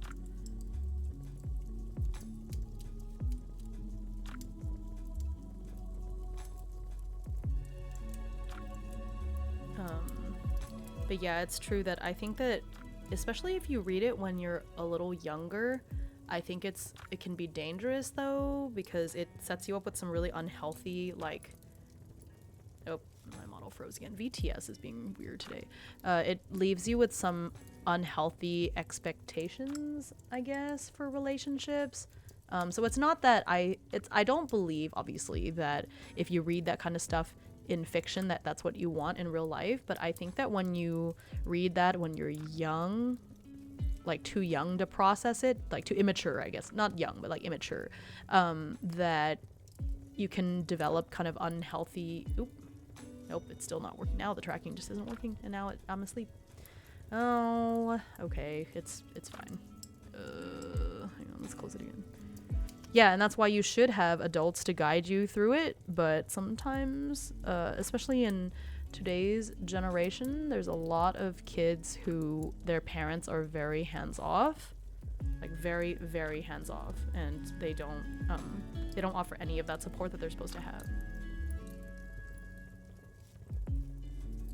Whereas I was able to read what I wanted to when I was a kid, and I could read stuff that was probably a little bit too mature for me, but I at least had people I could discuss it with and feel comfortable about, like, okay, this is this and that is that. Whereas I think some of these kids that are reading this kind of stuff, they don't. Or I don't know what's happening. Oh, my phone disconnected from it this time. I'll just have to reopen VTube Studio on my phone to see what the heck is happening. But yeah, definitely the internet has a lot of misinformation now, especially with AI taking over a lot of things. Okay, yeah, it's not connecting to my, now the connect find server could not connect to PC.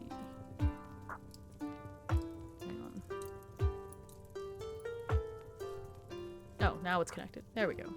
Cool. Oh, there we go.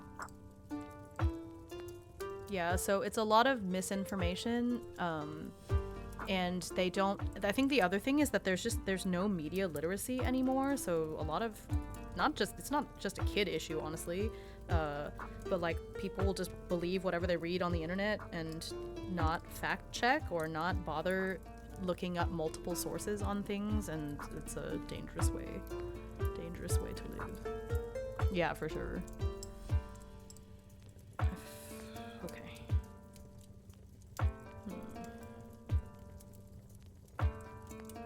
Okay, this should be all right now. Okay, I think it's gonna meet. Yeah, this is definitely long enough. So what I'm gonna do now is I need to mattress stitch these together. These are 5 stitches. This is definitely long enough. Okay, so I'm just gonna mattress stitch these together. And then I'll finish seaming. There's so many ends to weave in.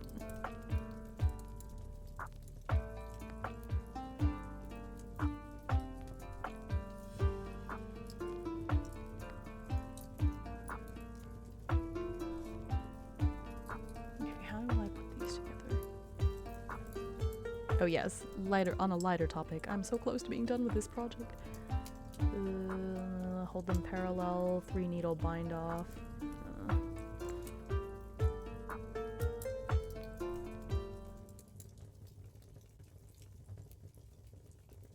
Oh, I need a third. Oh, okay, I see. Lace held on a needle, hold them parallel to the left using a spare needle. Graph them together as follows.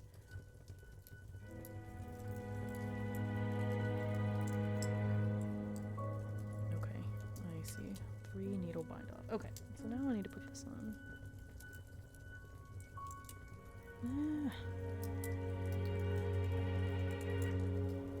Okay, I have not done a 3 needle bind off in so long, but on the other hand, because this is so thin, it's not that many stitches, so I guess it's fine. Oh.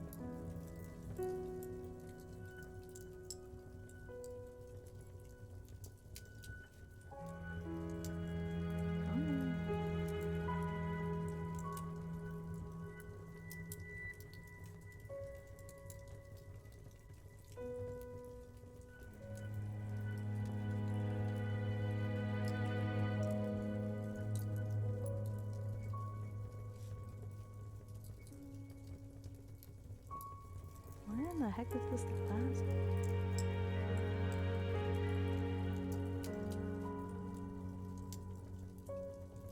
Oh, I see. Here's 1 stitch here. I think that's it.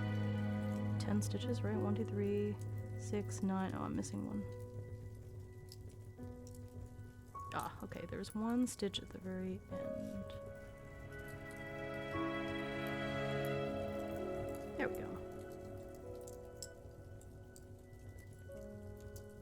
Now how do I... Come on. Oh! Come on, topic, no G-Can. Oh, yay. Hello and good night! Oh goodness, no G-Can. I forgot that no G-Ken was Oni-chan. Oh my gosh. Love him. What, I can't get this out. Aha. Okay. There we go. Okay, goodbye, I can't trust you.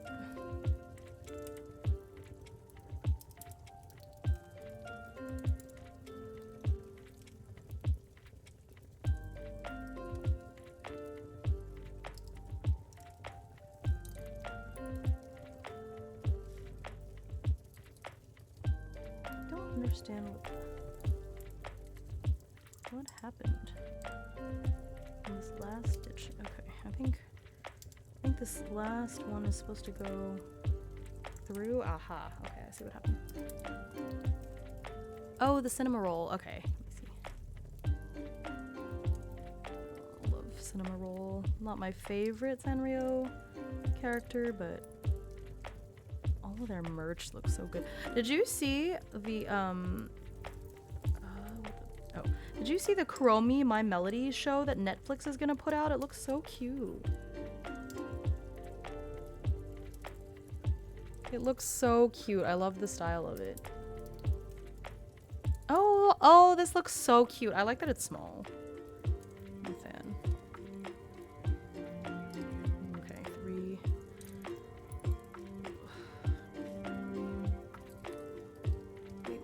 Wait. How do you do... It says the 3 needle, spare needle, to a needle. Hold them parallel to the left collar stitches. Using a spare needle and 3 needle bind off, graph them together as follows. Using the 3rd needle, insert needle tip knitwise. Needle knitwise.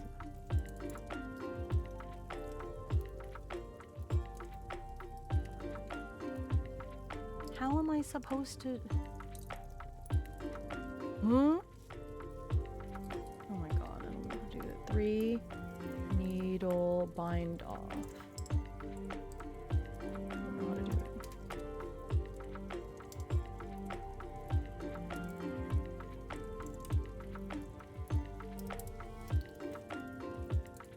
Oh, okay, I understand. I understand.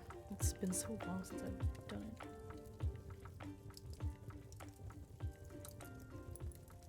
Okay. Sorry, I'm trying to... Ah! Okay.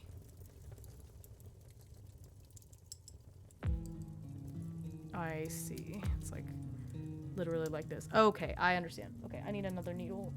Where? I guess it doesn't matter what size. That's not a needle. I have another one.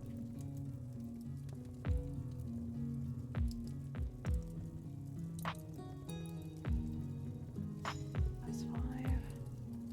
Need it to be size 5. This might be size 7. This is size 6.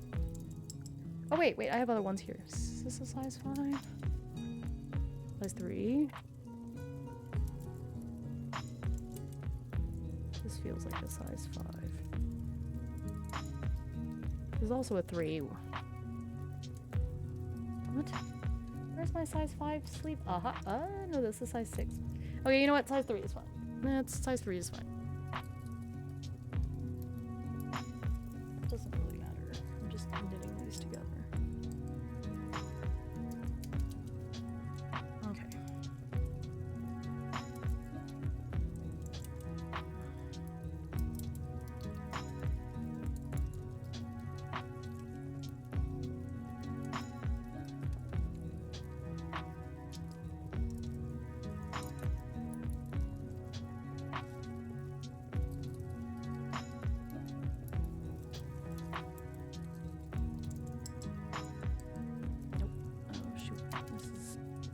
Harder than I thought. Okay, let me see the...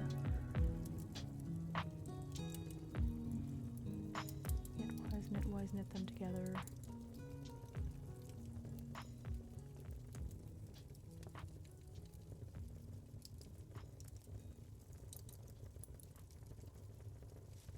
Ugh.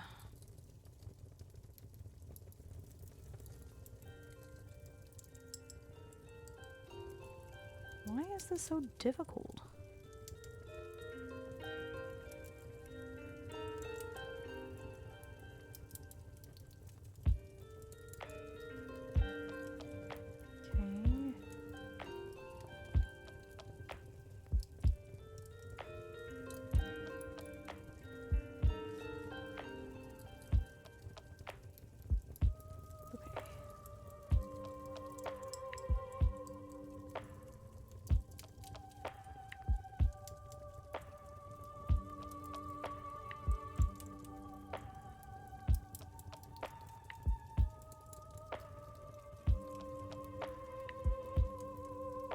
Okay. And then I am supposed to pass this stitch over the first one.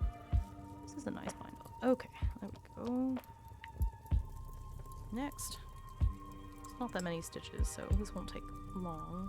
Then I just have to finish seaming it. Oh my gosh, I'm so close. After I really did not want this project to get to 5 years. And now it won't, because I'm gonna finish it tonight. Yeah, I started working on this in February of 2020.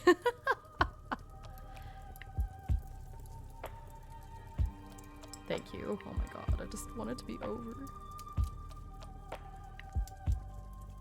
I love this sweater. That's the thing. I'm saying I want it to be over as if I hate the experience. I don't. I love the sweater so much that I want it to be done so I can like wear it. That's what it is.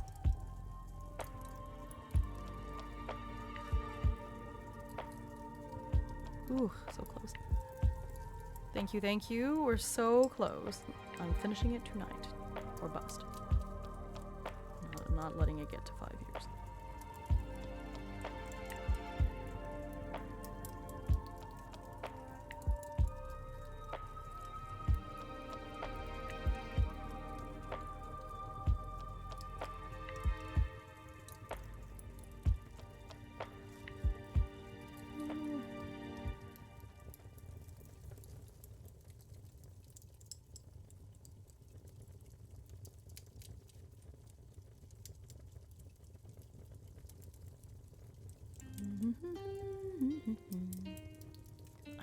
several sweaters that are almost done that I have just been letting sit for way too long. So this is the year that I really want to go through and finish them all off. And it's gonna be so dramatic. It'll be like, wow, how many sweaters did they finish? How did they do that? And it's only because they were 85% done, and I sat on them for 2-3 years instead of just finishing them.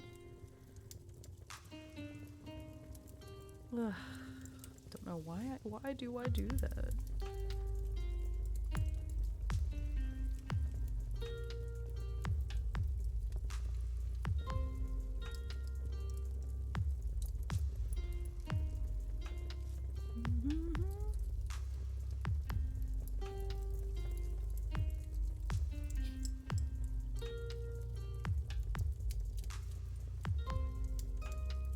Tomorrow I really have to see about going into the Vietnamese market to get some bánh chưng, because talking about it earlier made me really want to eat it. No! Oh crap, I dropped it. Drop the stitch. I dropped the stitch. No, come back, come back. Oh, shoot. Okay. There.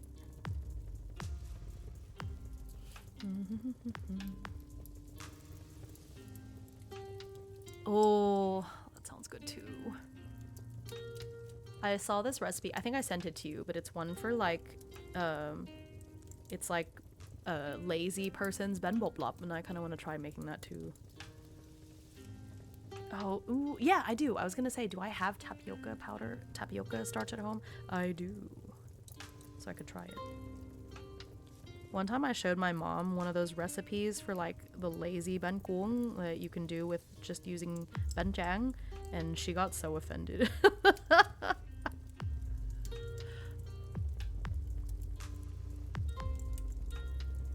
Oh, I'm sorry.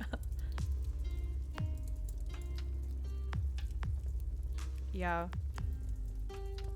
Demi, I don't know what else to call you, I guess. Demi here was saying that their family makes menteg at home, so they don't buy it, they just make it. I'm like, hello? I wish?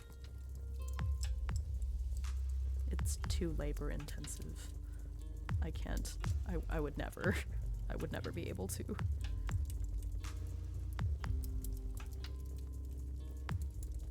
Okay, I shouldn't say never, but it is unlikely. Also, because I've never done it before, I just know the first time I made it, it would taste terrible, and I would be really upset. I'd rather just get a professional to do it.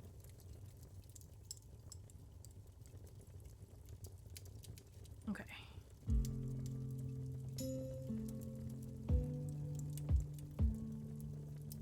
Okay. Let's try that needle. I can.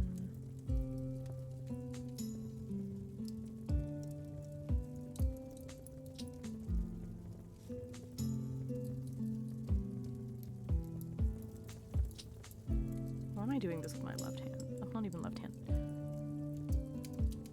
Vietnamese dishes are so like intensive to labor wise, because let me tell you, since getting married, I cook way more Japanese food than Vietnamese food, and it drives my mom nuts because she's like, you're forgetting your culture, you're forgetting this, you're forgetting that. It's really not that. It's simply that Japanese food on the whole is so much easier to make. Like the typical, well, not everything. There's definitely some Japanese food that is very labor intensive. I'm not saying that it's easy cuisine, but I'm saying that a lot of like the at home, like the staples of, you know, the feel good Japanese cooking is like very easy to make. Yeah, Korean food too, I feel the same way about. So, sorry mom. But it's just so much easier.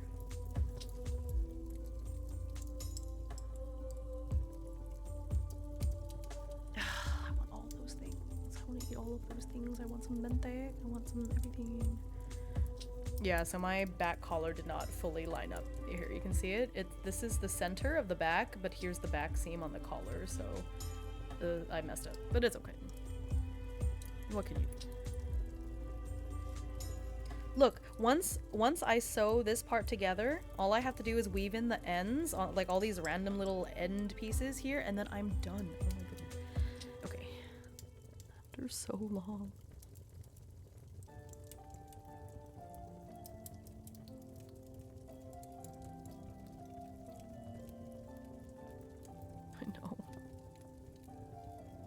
Please. I just want my suffering to be at an end. The thing is, this was such a labor intensive sweater. I don't know if you can look at this, okay? Look at all of these cables. It's like all these raised stitches. It's so much work. And then this, you had to use a crochet hook. Like this compared to like, look at this. This is all, or you know, let me turn it inside out so you can see what I mean. So there's sweaters that are just knit stitch. So it's just this over and over and over. And most of the sweaters you can get commercially are like that. It's just knit stitch. So it's easy, relatively easy, and it's fast. These cable stitches, all of these special cable stitches take so long and they're so complicated, and you have to look at it. Like when I'm doing just a plain knit sweater or like one that's color work, like all those color work sweaters look complicated, but they're just knit stitch. They're just knit stitch, just with different yarn colors, right?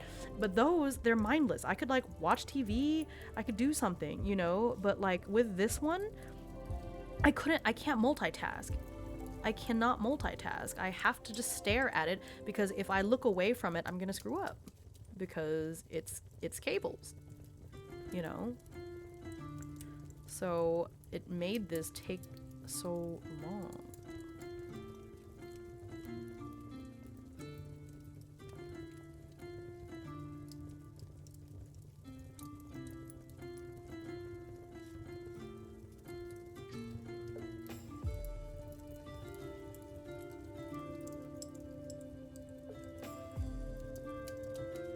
Yes, because I'm so excited. It's gonna look so cute. It's gonna be super... And everyone is gonna look at it and know that I made it and that it was very intensive to make.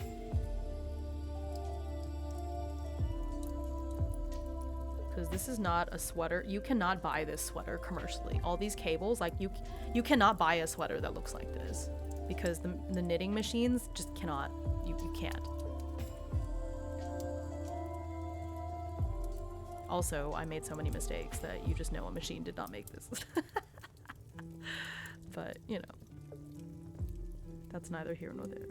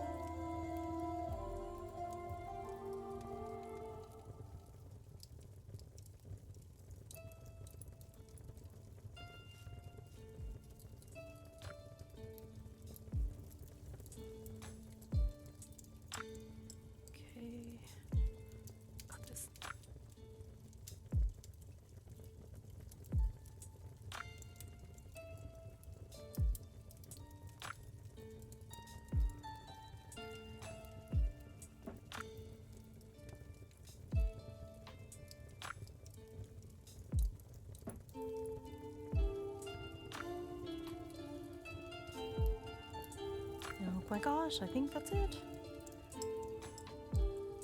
I think I have finished that end.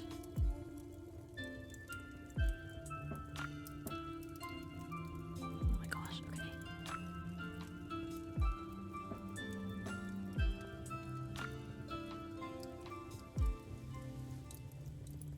Just gonna try to get this down through as many of these stitches as possible to weave in, and then that's it. Okay, the collar is done. Oh my goodness. Finally. Does not look great, but I did it. Oh my gosh, okay. So, oh my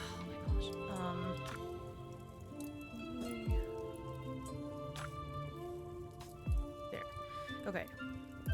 So the sweater is mainly done. I just have to do the last kind of like finishing things on it, but like as far as construction, it's done.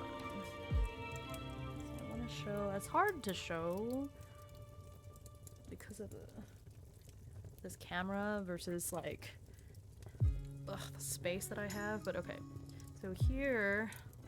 This is what we've been working on the last 2 streams was the collar. So you can see it's like a nice, it's like a V-neck. And so we were knitting this part, and then today, after finishing it, we sewed it down. So it was originally detached from the actual sweater part, but we sewed it down. So now you can see it's like all connected there. And so it's a V-neck in the front. Then here we have the sleeves, which looks the same on both sides, but here's a sleeve. This part is all garter stitch, so the sleeves were a lot easier to do compared to the rest of the body because you know it was just that, and you had the cool funky pattern along the edge of the sleeve, so it'll be on like the back part of, I guess, the top of your arm, my arm when I'm wearing it. But yeah, so you could see that stitch that matches the front part. So it's not exactly the same.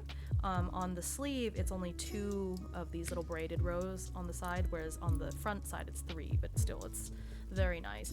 I kind of, in hindsight, I wish I hadn't done bobbles on the back because I feel like I'll feel them when I'm sitting down and like leaning against stuff. But on the other hand, it looks really cute like this. And I also, apparently when you do it this way, it becomes reversible. So if I wanted to wear it so that this part was in the front and it has like a V back, it's possible. Except I don't know, because the hem here on the end, it's longer in the back, and I feel like that would look weird if you flipped it, but who knows. But yeah, oh my god. Oh my goodness. It's been so long. It's finally, after all this time. It's so cute. It was worth all of the pain. And look, the sleeves are the same, are mostly the same. I don't know. Is one sleeve? I feel like one sleeve might be a little longer than the other one. No, they match up. Look, they match up. It's fine. Oh my goodness. Okay, so now we have to weave in these ends, somewhat. Because if you don't, then it looks really bad. So, where did I put that needle? Hello? Where'd you go? Oh, I had dropped it on the ground. I'm gonna be upset. Oh, I might have. Oh, no, here it is. Okay, so I just have to weave in these ends. And then it'll be done. Like, for realsies. Maybe for this one, I think I'll just knot them and cut it because...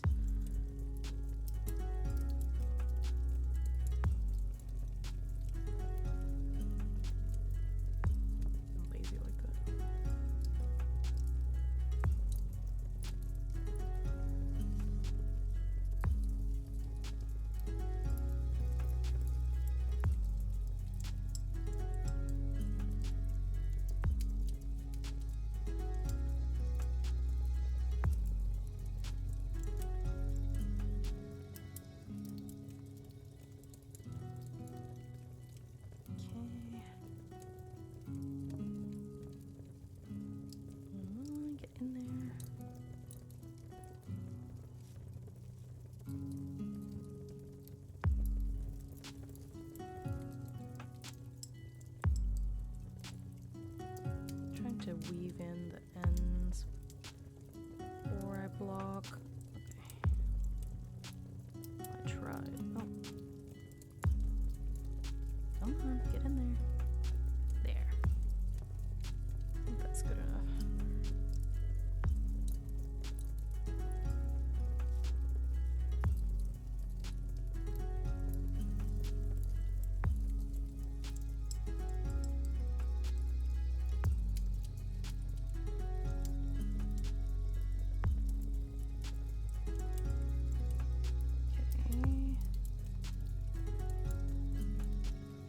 really bad at weaving in ends. I'm sure there's better ways to do it to where it's not so visible, but like I'm not good at it. A lot of times like I'm too lazy. Okay. You see it? Does it come? Oh shoot, you can totally see that. Snaps.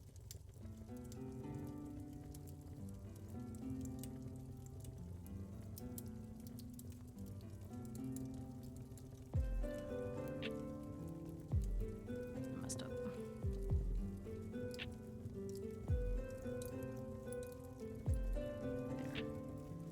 Because I went through a stitch instead of between.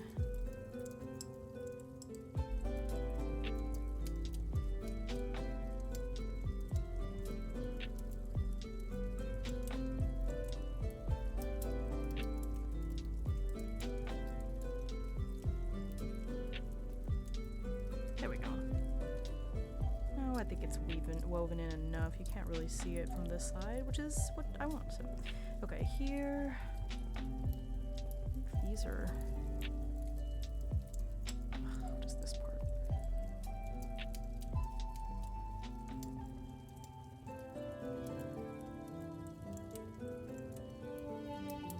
Oh, yay!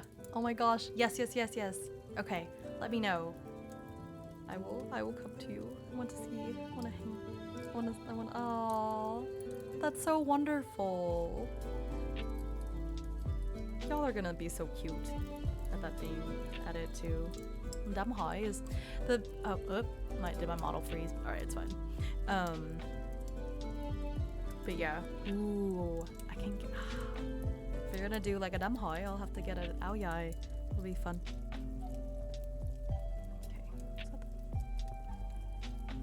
Doesn't need to be woven anymore. I don't think so. Okay. Well, no, yeah, it is.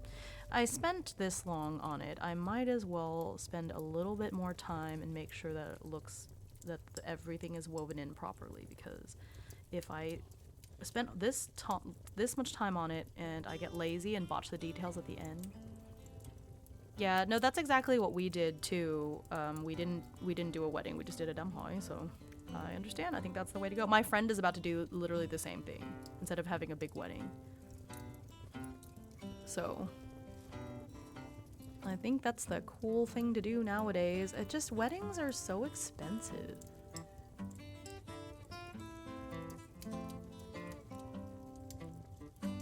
And I've never been the kind of person that fantasized about having like a, you know, my big wedding day and the wedding dress and all that stuff. Yeah, no, my friend was the same way. Went for the house over the wedding. So, yep. And actually that was part of our reasoning too, because nowadays you can't have it both ways unless you were born into money.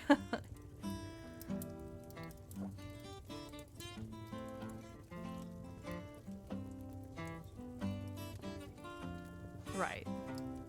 Exactly. Oh, what happened? Oh, VTS just crashed. It's fine. Yeah, same, kind of. So, what the heck happened here?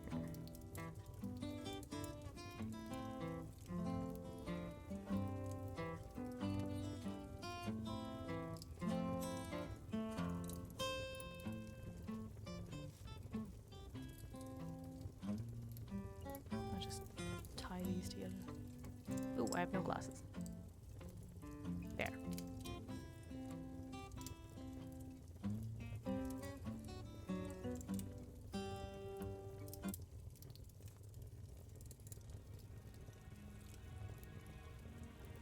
Why did that song end so abruptly? They're slightly not long enough to knot together. Oh, wait, never mind. I just didn't believe hard enough.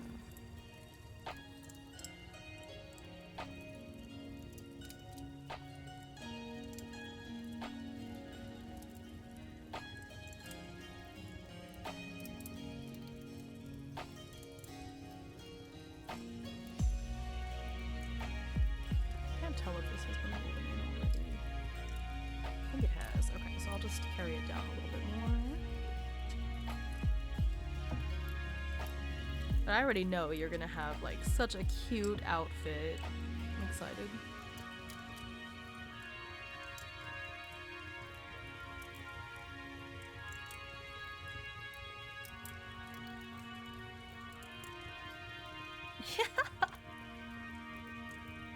You get to meet him.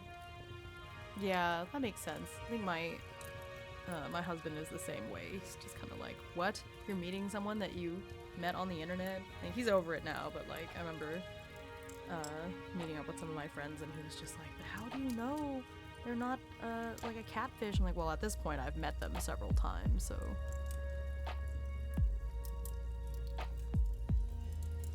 Okay, this needs to be woven. I'll get this in the... Come on. Ugh.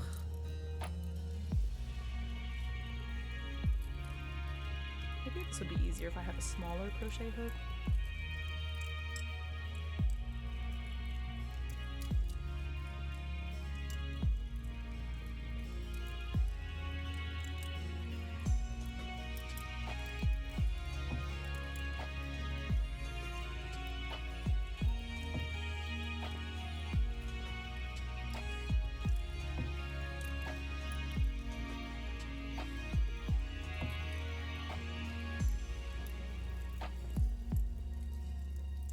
Yeah.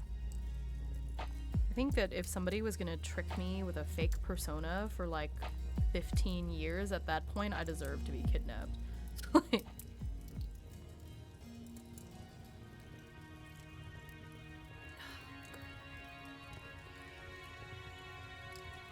Like, you deserve to kidnap me. You really 15 years? Okay. That's more than 15. Yeah. Actually, no, yeah, it's a little bit more than 15 years, but yes, yeah, at that point, take it, just,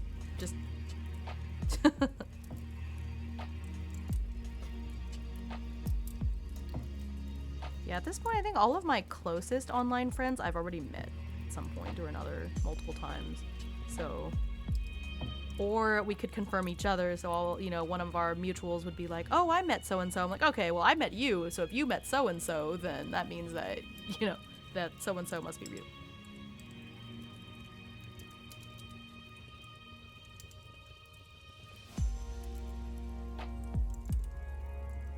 Yeah, that's a long time.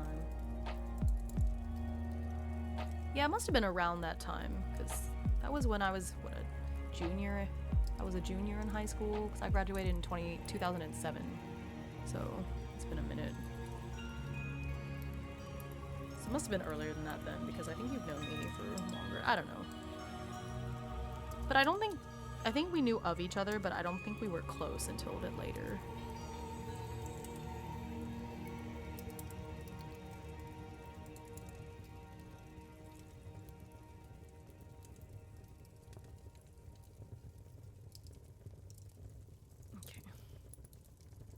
This is the V part that I need this to weave in.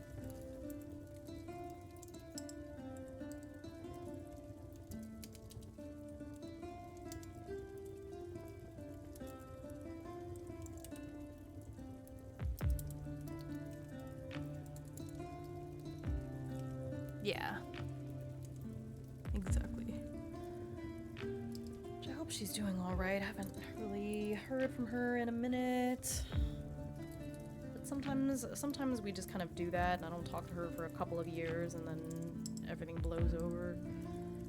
So I've learned to just kind of like that's just like the rhythm of things, and when she wants to talk to me, she'll talk to me.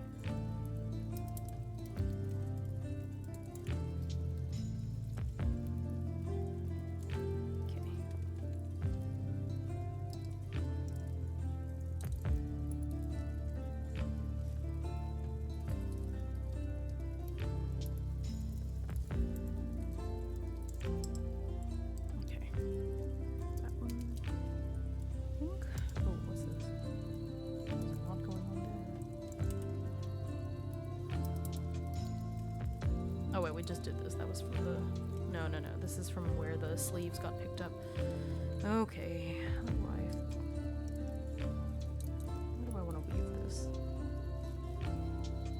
this one might be better to do with a needle, actually.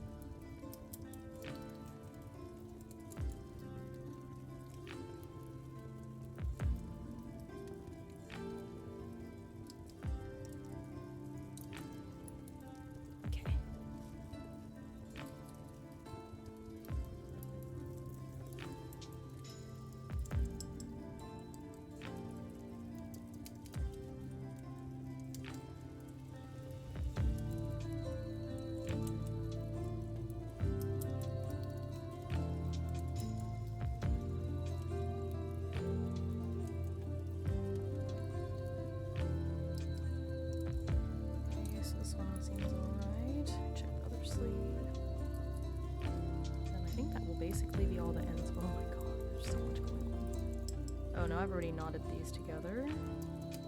And then I guess these... Yeah, these got knotted together too, so never mind. Okay, do I have any ends at the beginning to weave in? I don't think so. I think everything is good. Okay. Ooh, okay, so... I think this is officially complete and just needs to be blocked now.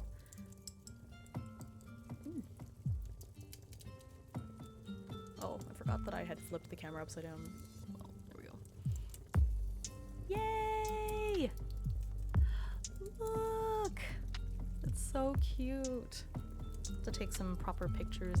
Well, I want to take pictures after it's blocked and looks perfect. I'm gonna take a picture later and post it. Myself wearing it before it gets blocked. It's done! Yes, yes, yes, yes, yes, yes. Yay! Oh my gosh, the neckline turned out so cute. I was worried about that collar. I wish that this was like centered, but I already, you know, I messed that up. It's fine. Oh my gosh, it's so cute! This part turned out a little too long. It's fine. Ah, it's so cute. I'm so happy it's done. It took almost 5 years, but it's worth it. So cute. Yes! Right, or something. Yeah, but it's on the back. It's like my hair is going to be covering it up. Nobody's ever going to see that part of the sweater, ever. Because that's where my hair is going to flow. Yay! Okay. Well, I think that's gonna be it for this stream then. Yeah, it's been 4 hours. It's pretty good. I streamed for 9 hours yesterday, so I think I can afford to chill a little bit. Tomorrow, probably a bit earlier in the day, but I'm not sure. But tomorrow I'm gonna stream more Rune. Rune is for those of you that weren't here yesterday, Rune is it's a Souls-like TTRPG. And I did 3 realms yesterday, and so we're gonna do at least one more tomorrow. I don't know if I have it in me to do another 9-hour stream, but we're definitely gonna play more of that. I'm excited, and I've earned it. I finished this sweater. I have definitely earned it. So yeah, thanks so much for sticking with me and chatting with me, keeping me company, because this, especially at the end, this was it was a bit of a slog. Like, I like the end result, but the in progress was tricky. Now, I have this other sweater that, let me grab it from this other table. Right behind me.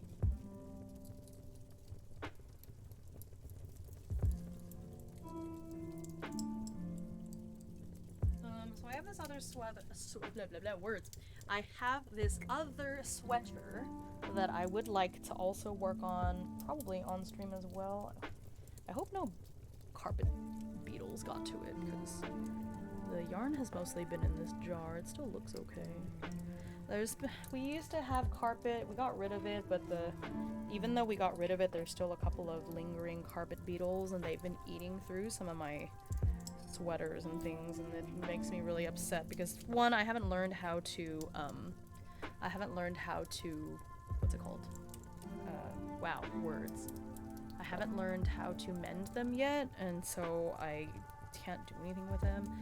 But yeah, so anyway, so this sweater is, so I'm almost done with the body. This is looks like this. So this is like, I know it's hard to tell, the coloring is all messed up, but it's like an olive, like a slightly desaturated olive green color. I know it looks kind of gray, but it's actually green. I don't know why it's so desaturated. This lighting makes it look gray. I promise you it's green. But like this is mostly done. So I have the body almost done. Oh my god, I hate the way I did this cast on. It's so ugly at the end. I didn't know any better back then. I wasn't as good. Oh, is that a hole? No, thank goodness. So here is the front. Or is this the back? I actually don't remember if this is the front or the back, but I finished that part almost. So you can see here there's like where it's supposed to be like a square neck area. So I think I'm working on the front part. I can't remember. I'll have to look it up in the pattern. But yeah, so what I need to do here is I have to knit this part up flat. So you can see how this flap is like this long and this one is like not, because I haven't started on it yet. But eventually this goes up high enough and then they join together, and then this is where the sleeves get knit from. And so that's the point I'm at with this sweater. So it's like 60% done, I guess. But this is another one that I've been working on for a long time. This one is so pretty. This is also cable stitches, so that's another similar to that other one. The only difference is that the other one is much thinner yarn compared to this one, so this one has been a little bit easier to knit up. And also because the baubles on this one are flatter and I don't need a crochet hook, and so this one is another one that I would really love to finish. So might be a future knitting streams will be this sweater. God, yeah, this is moss stitch. Actually, this one is easier because the cables are in these two panels, so there's like cables here, but this part is actually just knit and purl stitches. So this is much easier to knit than the other one for sure. That one is the hardest sweater I've ever knit, and I'm glad. Look at how cute! This one actually have done a pretty good job on it. Not really any mistakes. There's this wavy part and this other wavy part. This part that looks kind of like a spine. I don't know. It's super cute. So I want to finish this eventually too. But yeah, knitting streams definitely not going away, because you don't even know how many stinky sweaters that I have almost done that are just sitting around and just need to be finished off. So I'm definitely gonna have more of those. We're gonna do Rune tomorrow.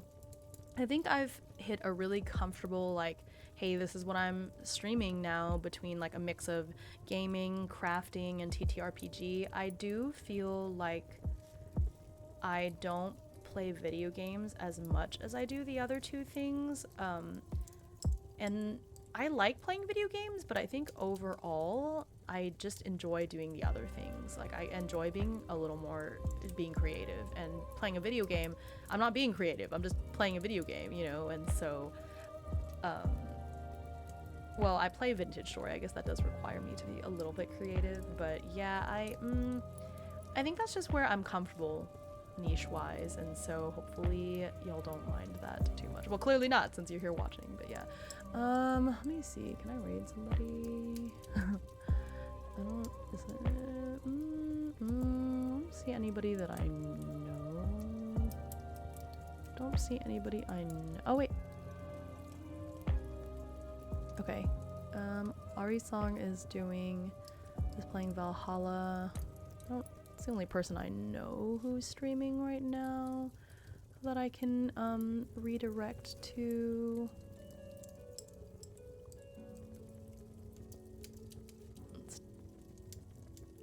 But I don't know, that's a very different vibe, so I might just not raid today, and that's okay. Keep y'all to myself for a little bit. Station. Ooh. Okay, yeah. This is gonna be the third time I'm screenshotting something that you said today, Demi. Okay, alright, so I think that's gonna be it for tonight. Thank you so much for coming in and spending time with me, chatting with me as I was going a little bit crazy. I still don't understand why, even though they were the same length, that they didn't meet in the middle. I don't understand. I don't understand why that happened, but hey, it's done. It's done. Ooh, build a space station. Oh, you know how much I love map games, map making. Weakness. Okay. I'll look into it. That sounds fun. Thank you so much. I will hopefully see y'all tomorrow with my rune stream. I don't know if I'm gonna stream on Sunday. Like I said, I have plans with my cousin, so I might not stream on Sunday. But tomorrow for sure, unless something happens, like I get sick or something. I shouldn't jinx myself like that. But yeah, good night.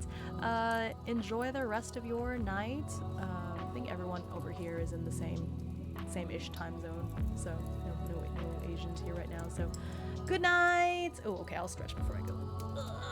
Stretch. Hydrate. Okay. Good night. Catch you in the next stream. Thank you so much for everything. Bye. Good night.